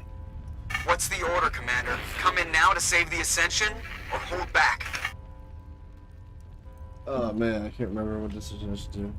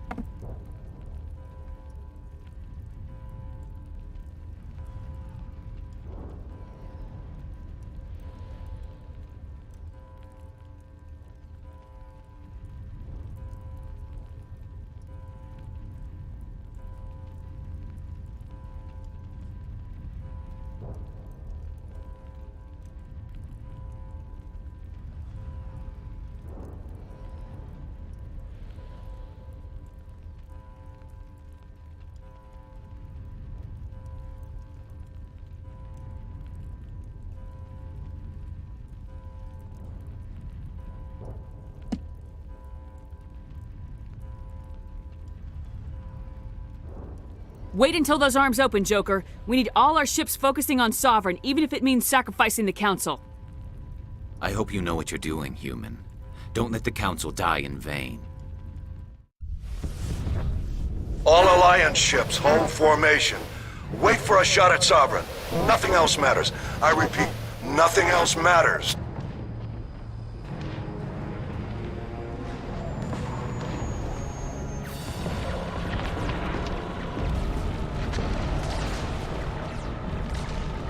Commander, we're picking up reinforcements. It's the Alliance! Open a comm channel! This is the Ascension. We're taking heavy damage. Guardian defenses are over. Kinetic barriers are offline. Commander, they closed the channel.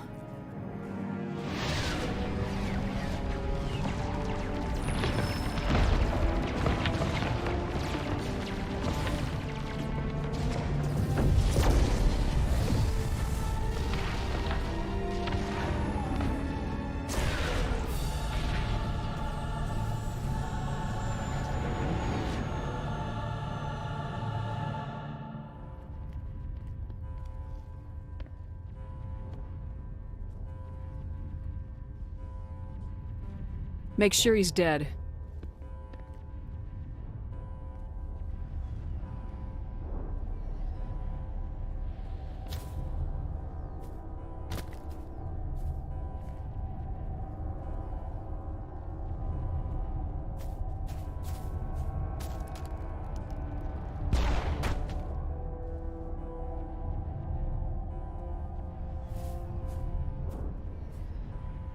He's dead.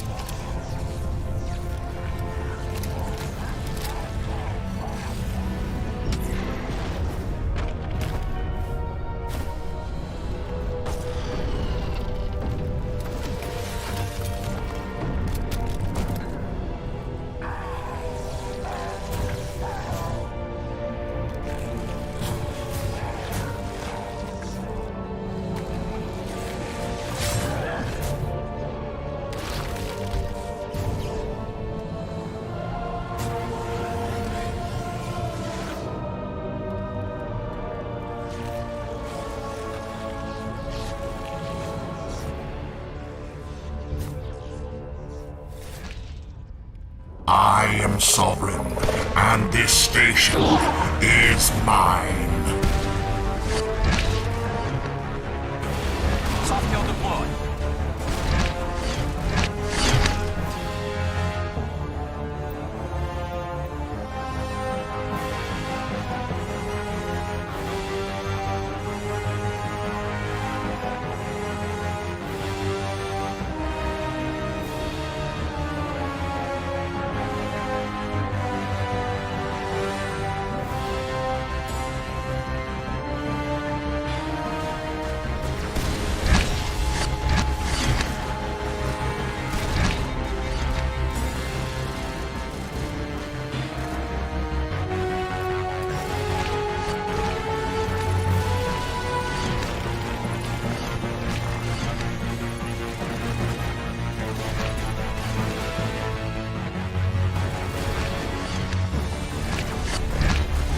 Shields disabled.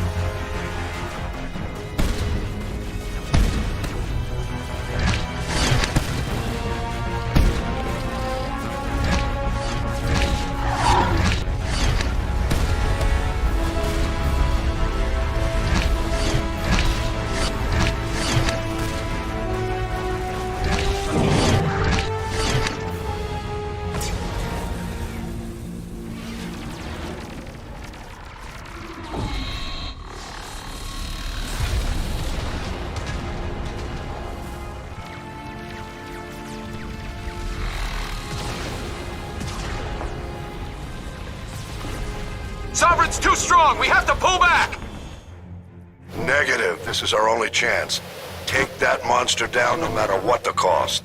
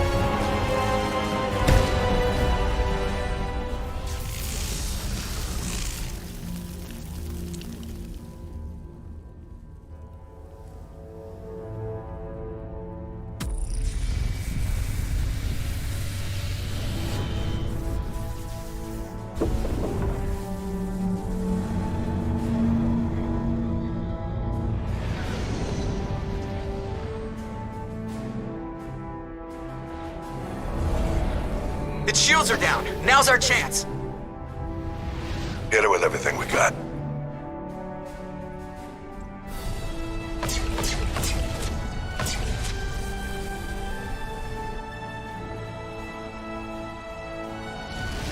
Hard on my flank. We're going in.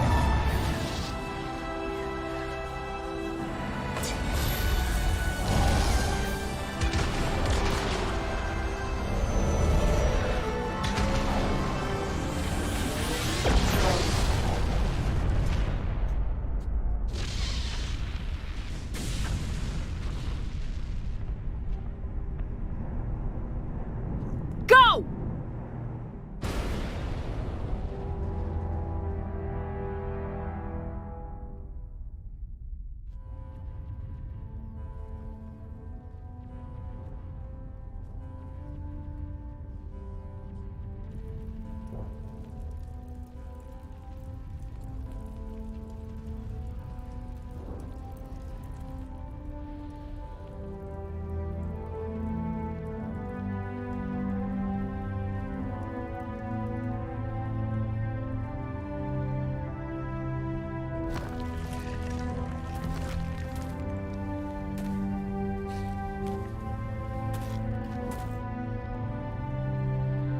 Captain Anderson, we found them! They're in here!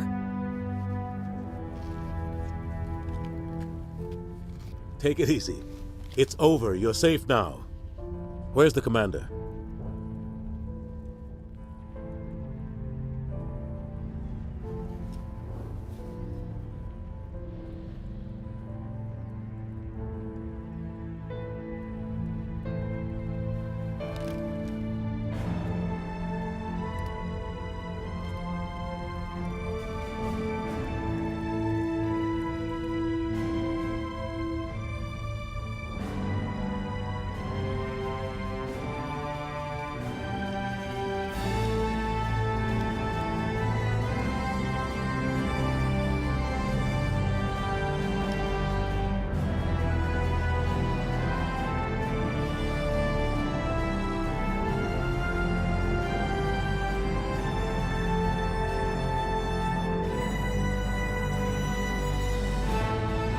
a smile.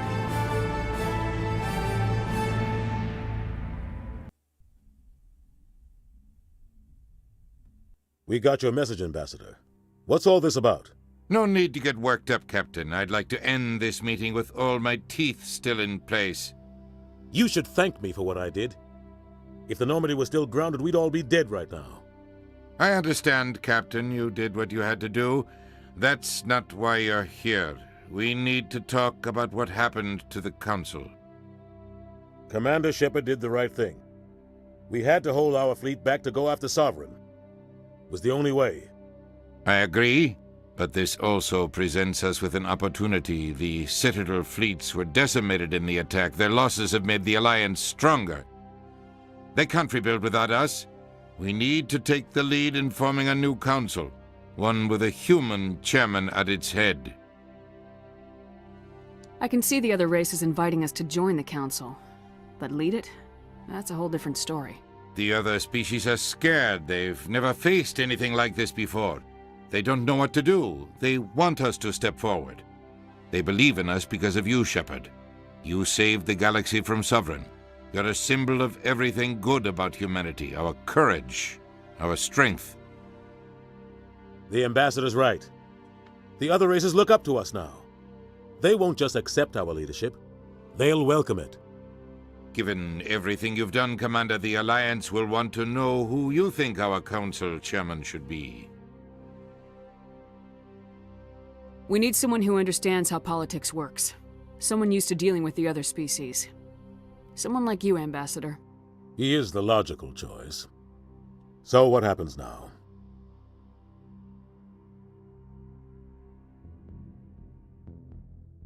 The Reapers are still out there. They're coming. And I'm gonna find some way to stop them.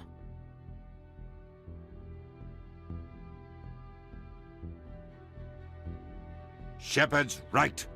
We're headed for war with the Reapers. If we lose, it's the end of all life as we know it. We have to show the rest of the galaxy what it takes to survive. With the support of the other races, we can win this battle. With them behind us, we can stand against the Reapers' return and drive them back into dark space.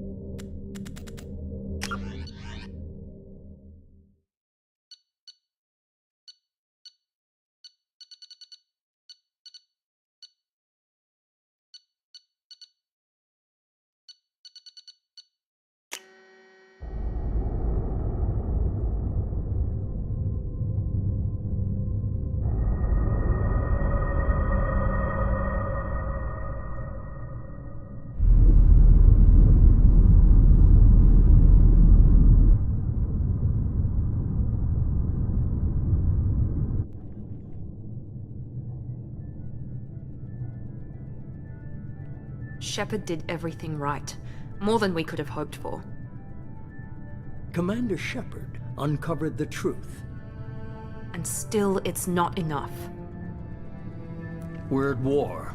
No one wants to admit it, but humanity is under attack. But they're sending her to fight Geth. Geth? We both know they're not the real threat. The Reapers are still out there. And it's up to us to stop them. The Council will never trust Cerberus. They'll never accept our help, even after everything humanity has accomplished. But Shepard, they'll follow her. She's a hero, a bloody icon. But she's just one woman. If we lose Shepard, humanity might well follow. Then see to it that we don't lose her.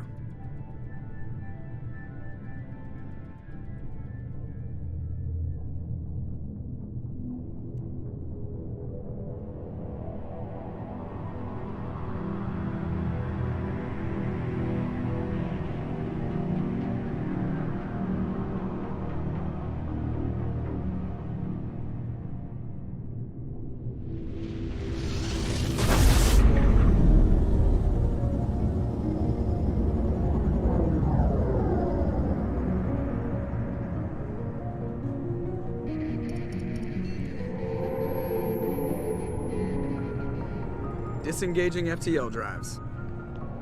Emission sinks active. Board is green. We are running silent. We're wasting our time. 4 days searching up and down this sector, and we haven't found any sign of Geth activity. 3 ships went missing here in the past month. Something happened to them. My money's on slavers. The Terminus system is crawling with them. Picking up something on the long-range scanner. Unidentified vessel. Looks like a cruiser. Doesn't match any known signatures. Cruiser is changing course. Now on intercept trajectory. Can't be. Stealth systems are engaged. There's no way a Geth ship could possibly... It's not the Geth. Brace for evasive maneuvers!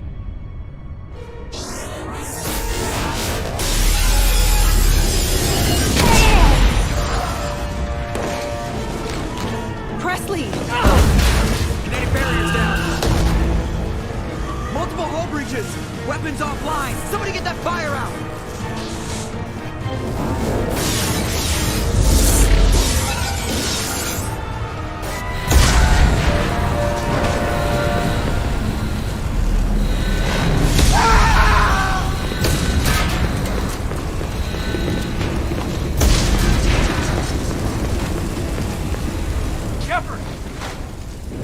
Distress beacon is ready for launch.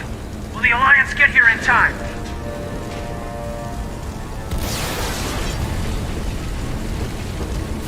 The Alliance won't abandon us. We just need to hold on. Get everyone onto the escape shuttles. Joker's still in the cockpit. He won't abandon ship. I'm not leaving either. I need you to get the crew onto the evac shuttles. I'll take care of Joker. Commander! Caden, go! Now. Aye, aye.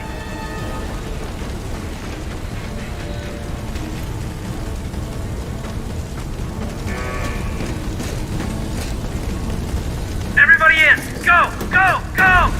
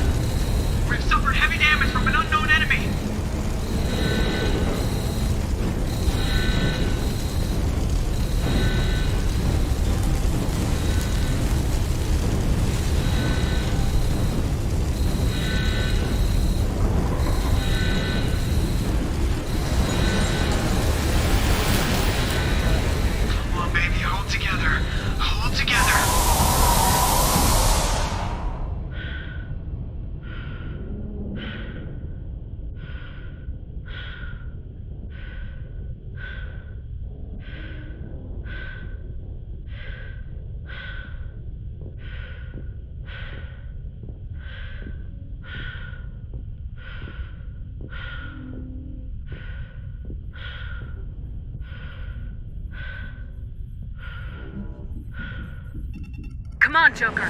We have to get out of here. No, I won't abandon the Normandy! I can still save her! The Normandy's lost. Going down with the ship won't change that. Yeah, okay. Help me up. They're coming around for another attack!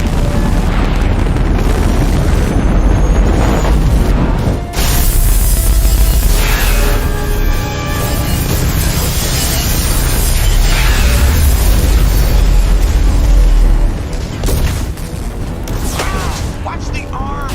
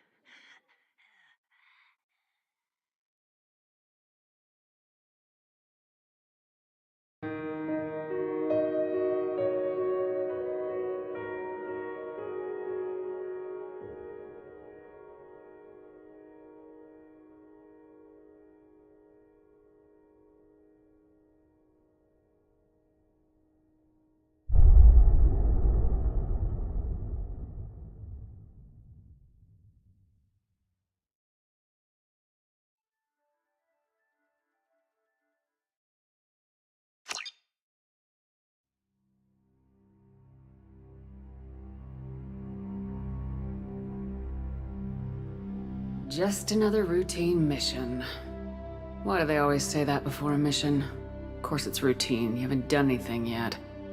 It's everything that happens along the way. The choices you make. The paths you choose.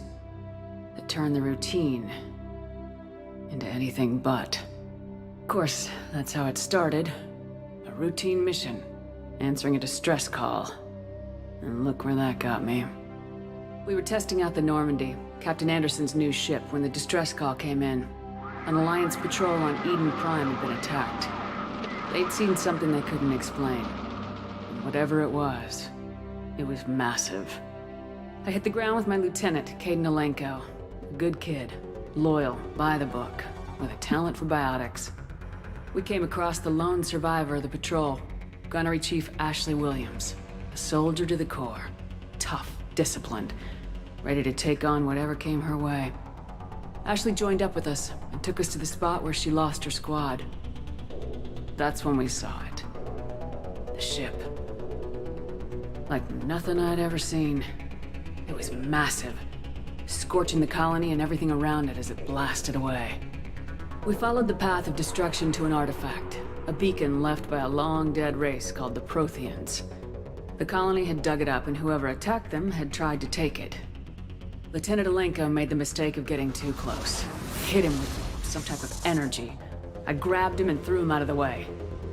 That's when it hit me. Hard. Every muscle in my body went rigid. I couldn't move. Could barely breathe. Everything went black. And then I saw something.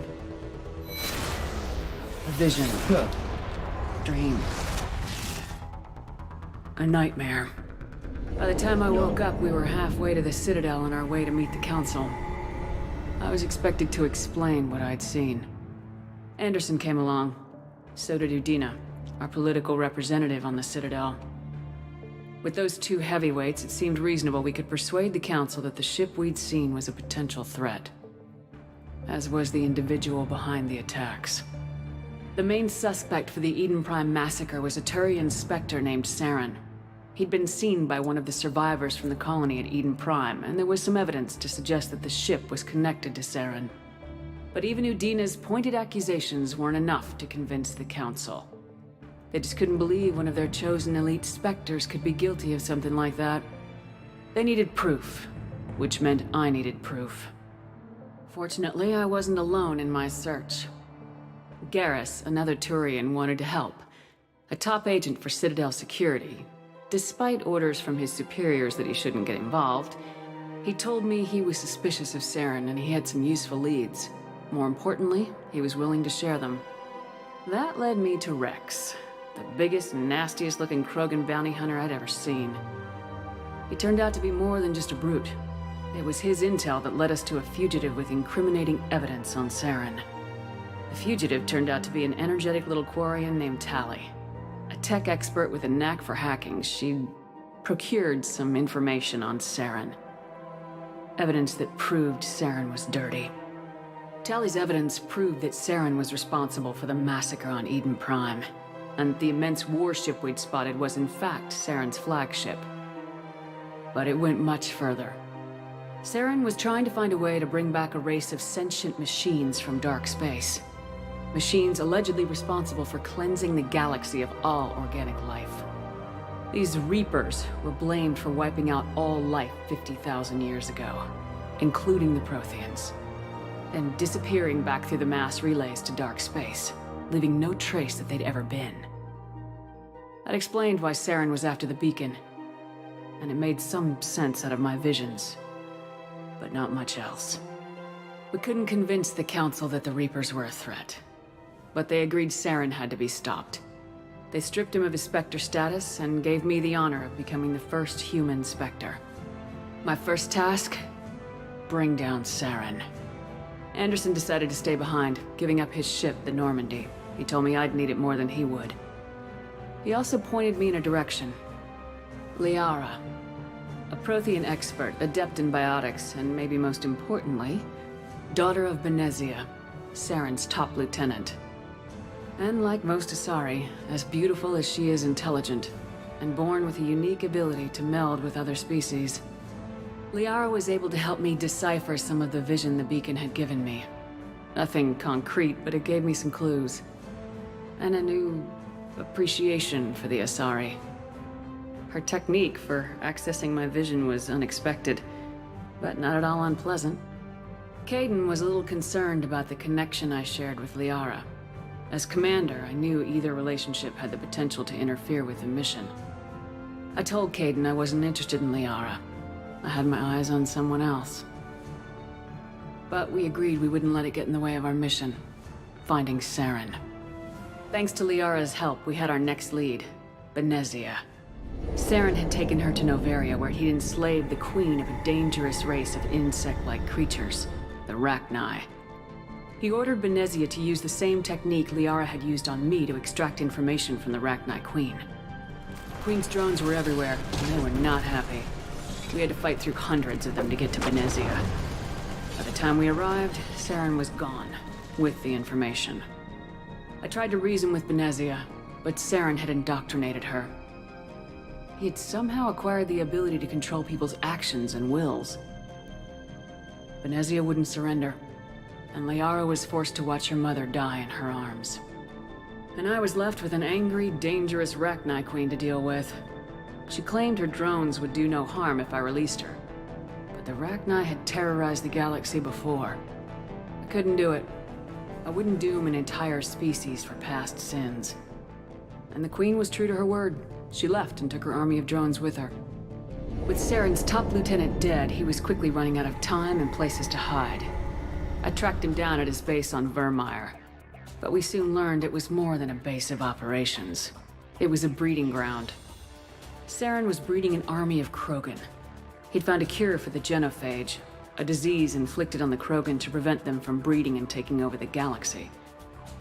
But the Krogan Saren was breeding were slaves, mindless beasts that obeyed Saren's will. I had to destroy the base and all its research. Rex disagreed. Violently. Rex wanted the genophage cure for his people. I tried to convince him to help me destroy it, that these Krogan weren't real. But he wouldn't back down. Fortunately, Rex is smarter than he looks. He realized this wasn't the way to help his people, and that Saren was the real threat. When we finally got to the center of the base, I realized just how close Saren was to completing his plan. He was already in communication with the Reapers. Sovereign, Saren's flagship we'd all assumed was just a ship, was a Reaper.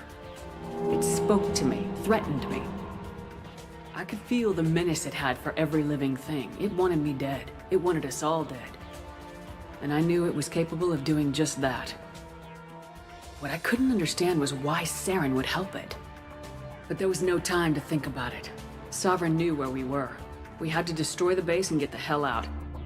I split my team into 2 squads, sending Ash with one and Caden with the other as a distraction. We had a nuke and we planned to use it. Before we could detonate the bomb, Saren showed up. We fought. I stalled him to make time for my team. And in talking to him, I realized the truth. It wasn't Saren who was indoctrinating everyone. It was Sovereign, the Reaper. And Saren was in deeper than all of them. He tried to convince me he was still in control.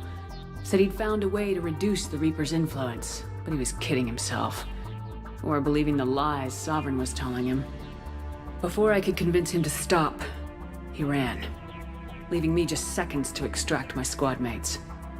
I tried, but I wasn't fast enough. I could only save one of them.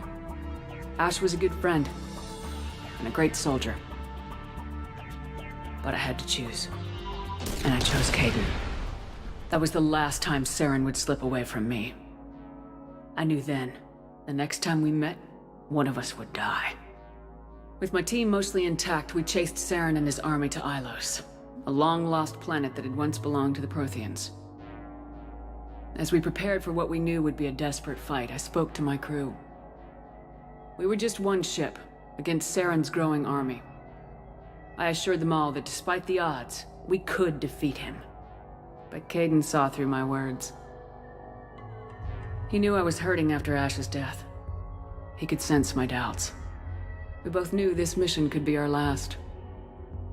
Until that moment, we put our feelings aside for the sake of the mission. But why wait? We gave in to each other. And it was perfect. While it lasted. We arrived on Ilos close behind Saren. Once on the planet, we discovered a Prothean databank that helped me put the final pieces of my vision together. The Reapers had come 50,000 years ago, and every 50,000 years before that, each time purging the galaxy of life. The Protheans had fought and died like every species before them, but a few survived long enough to leave a parting gift. The Protheans had discovered that the Citadel was the key to controlling the mass relays. By sabotaging the Citadel, they found a way to close the relays to dark space, slowing the Reapers' return, giving us the time we needed to find a solution to stop the Reapers once and for all. Saren knew this.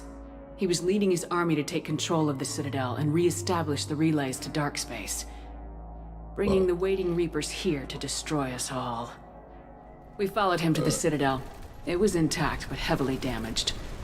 He had caught the Council fleets by surprise, and they were only now regrouping. And with Sovereign as his flagship, there was little hope that the fleets could counterattack with enough strength to take back the Citadel.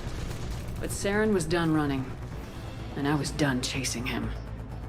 As the Alliance and Council fleets battled Saren's army outside the Citadel, I cornered the Turian bastard in the Citadel tower and confronted him. He died believing that the Reapers would save him. As I fought to regain control of the Citadel, the Council's flagship, the Destiny Ascension, fell under attack. Despite Saren's death, Sovereign and Saren's army continued to fight. The Council was aboard the Destiny Ascension and they were requesting assistance. But I knew in order to help them, I would have to put our human Alliance fleet in jeopardy. The Council could be replaced. The fleets were needed here and now if we were going to defeat Sovereign. Even with the Citadel back in my control, Saren defeated and the Normandy leading the combined galactic fleet. The battle against Sovereign, a single Reaper, was relentless. It took the combined fleets of humanity and the other races, but in the end, Sovereign fell. But the costs were immense. While humanity's efforts in the war earned us our first seat on the Council, it was a hollow victory. The Reapers were still out there. I knew the fight was far from over, but as the one who'd led the fight against Saren, I was given new responsibilities. the choice of humanity's first counselor was left to me to decide. On the one hand, Udina, the lifetime politician. Ruthless and ambitious, he would easily navigate the political landmines that would soon be placed before him. The other choice, Captain Anderson, the career soldier. Tough but fair, but a friend, and someone I could trust. Both great leaders in their own right. I didn't much like Udina, but sometimes you need a pit bull on your side. Someone willing to be the bad guy, for the sake of the greater good. The war was over. The threat had passed. In time, the Council would rebuild itself. The Citadel could be repaired. Even the pain of lost friends would fade. But none of that mattered if the Reapers were still out there.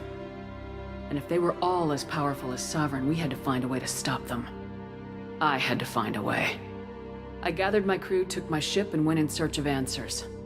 Officially, the Council would only say I was assigned cleanup duty, routing out any remnants of Saren's army. Just another routine mission.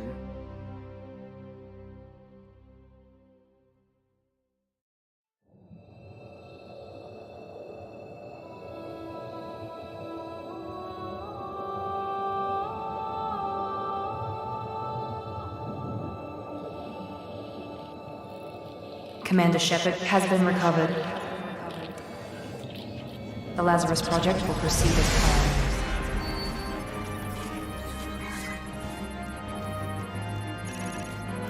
Oh yeah. Coming back to life.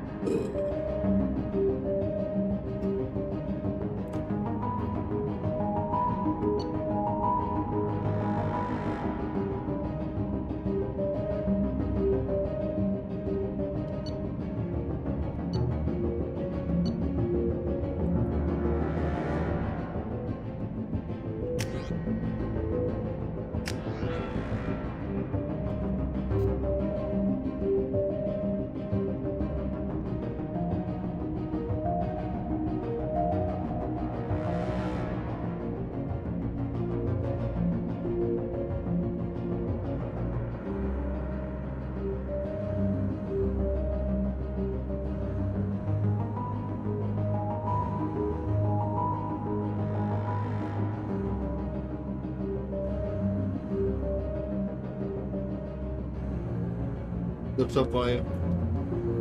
Look up the best one they say infiltrator is.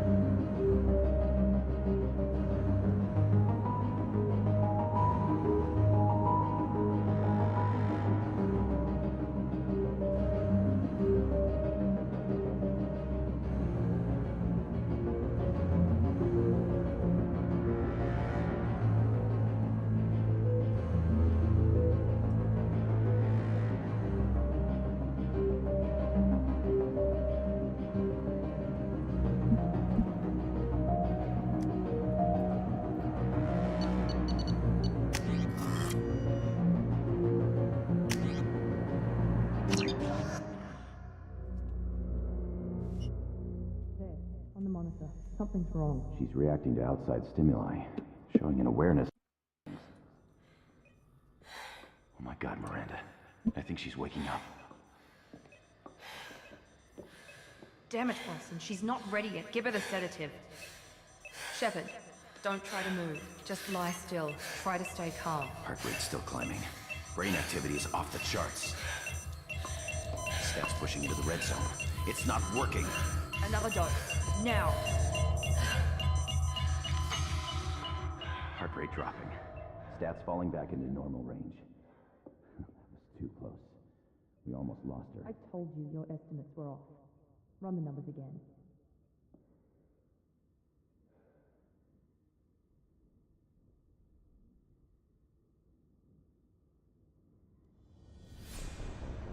Wake up, Commander. Shepard, do you hear me? Get out of that bed now. This facility is under attack. Shepard, your scars aren't healed, but I need you to get moving. This facility is under attack. There's a pistol in the locker on the other side of the room. Hurry! Grab the pistol and armor from the locker.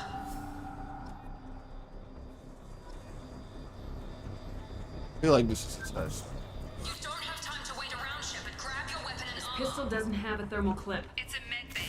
We'll get you a clip from... Damn it! Those canisters by the door are going to blow. Keep your head down, Shepard. Shield yourself from the blast. Someone's hacking security trying to kill you. Look for a thermal clip for your pistol.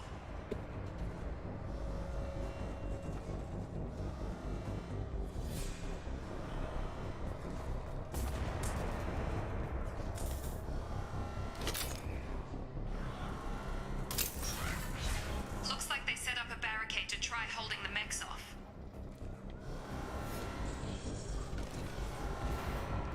Look out!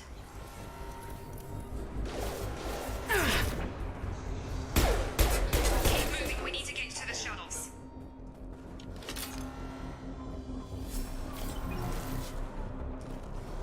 It's not today.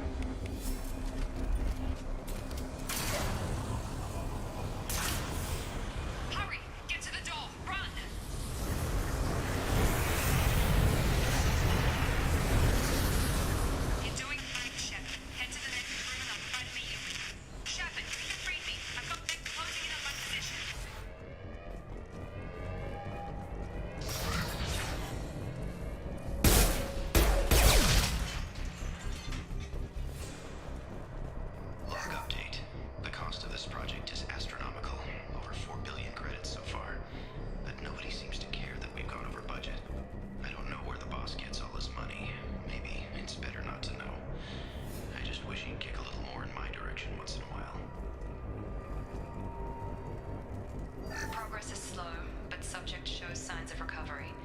Major organs are again functional, and there are signs of rudimentary neurological activity. In an effort to accelerate the process, we've moved from simple organic reconstruction of the subject to biosynthetic fusion. Initial results show promise.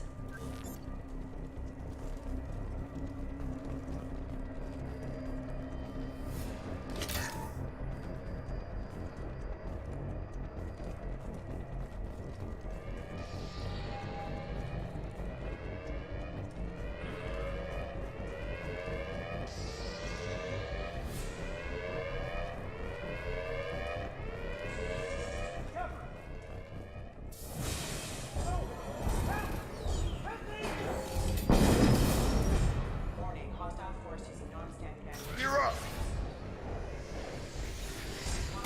Shut...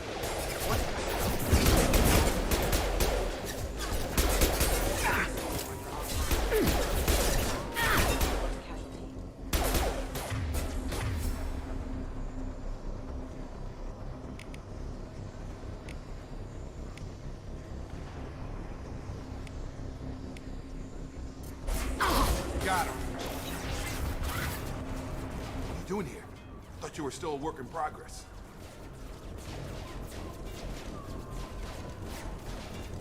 I just woke up. Probably know more than I do.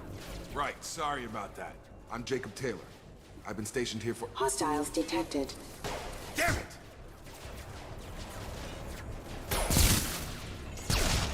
Things must be worse than I thought if Miranda's got you running around. I'll fill you in, but we better get you to the shuttle first.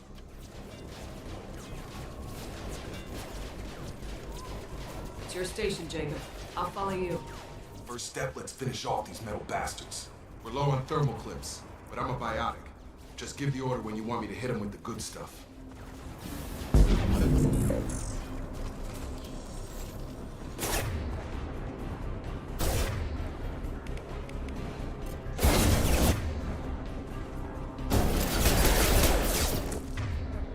Execute. Gravity's one beating further, huh? They're falling back.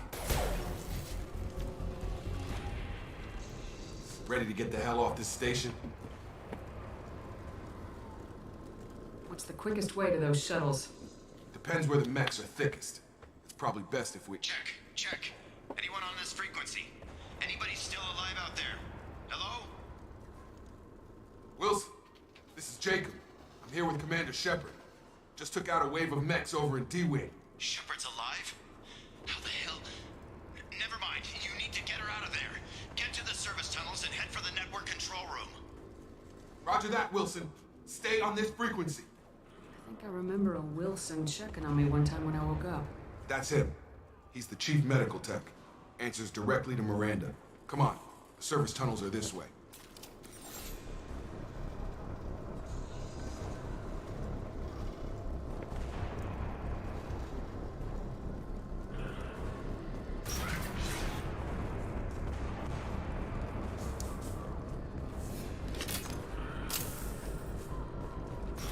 They've seen us.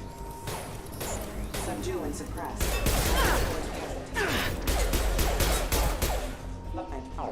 Damn it, Wilson. This room is crawling with mechs. The whole station is crawling with mechs. I'm doing the best I can. Oh, God. They found me. Help! Wilson, where are you? Server room B! Hurry! They're out of control! Up those stairs, Shepard. Oh, God. I'm hit! Shepard! Down here!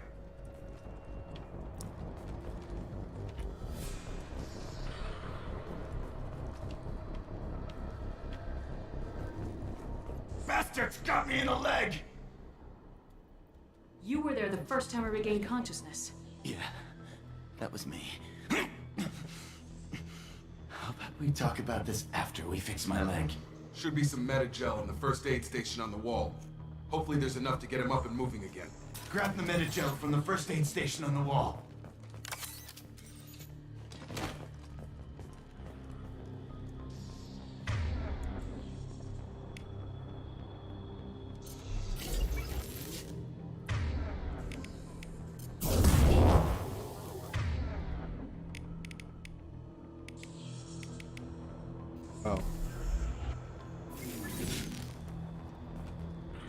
get out of here till we fix Wilson's leg.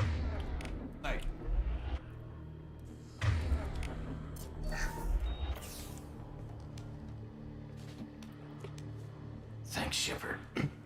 Never thought you'd save my life. Guess that makes us even now. I thought maybe I could shut down the security mechs, but whoever did this fried the whole system. Completely irreversible. We didn't ask what you were doing. Why do you even have security mech clearance? You were in the bio wing. Weren't you listening? I came here to try and fix this. Besides, I was shot. How do you explain that? I don't care who set up who. Those mechs are shooting at all of us. We'll sort it out later. We need to find Miranda first. We can't just leave her behind. Forget about Miranda. She was over in D-Wing. The mechs were all over that sector. There's no way she survived. A bunch of mechs won't drop Miranda. She's alive. Then where is she? Why haven't we heard from her? There are only two possible explanations. She's either dead, or she's a traitor.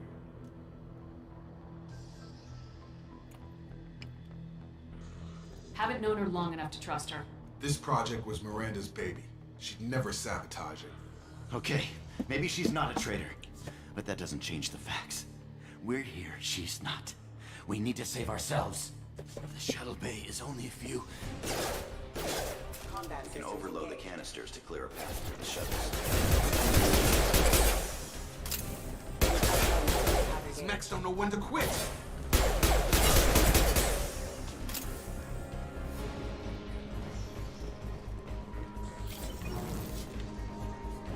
The fastest way to the shuttles is through those canisters.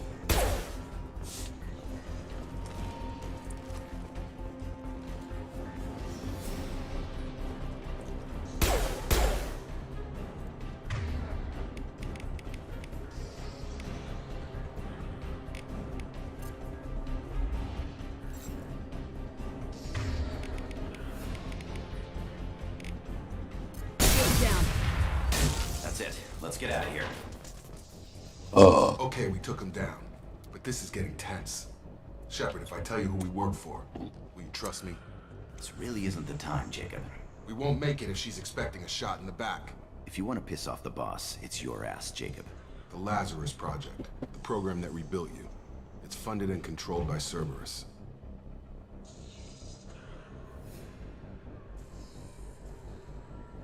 I think I ran into Cerberus a few times while I was investigating Saren.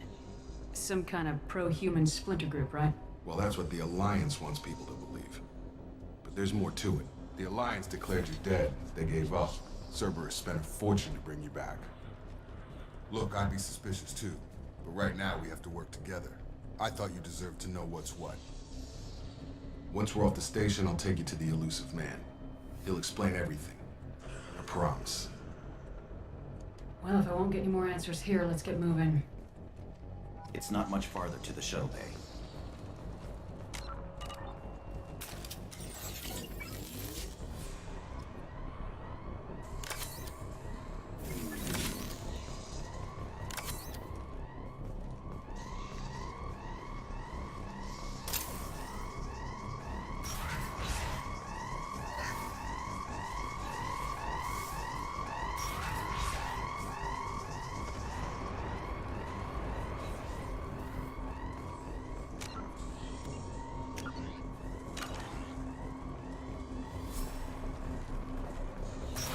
Sensors activated.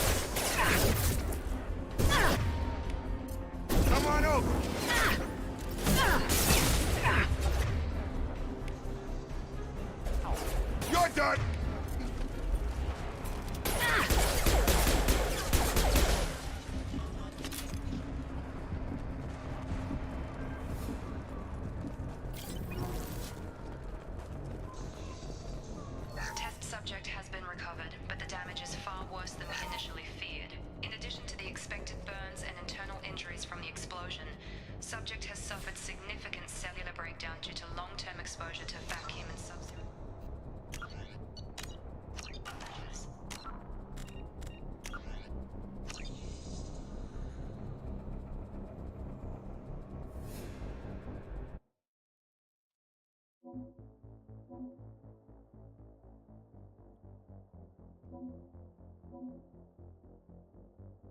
Da da da. All done.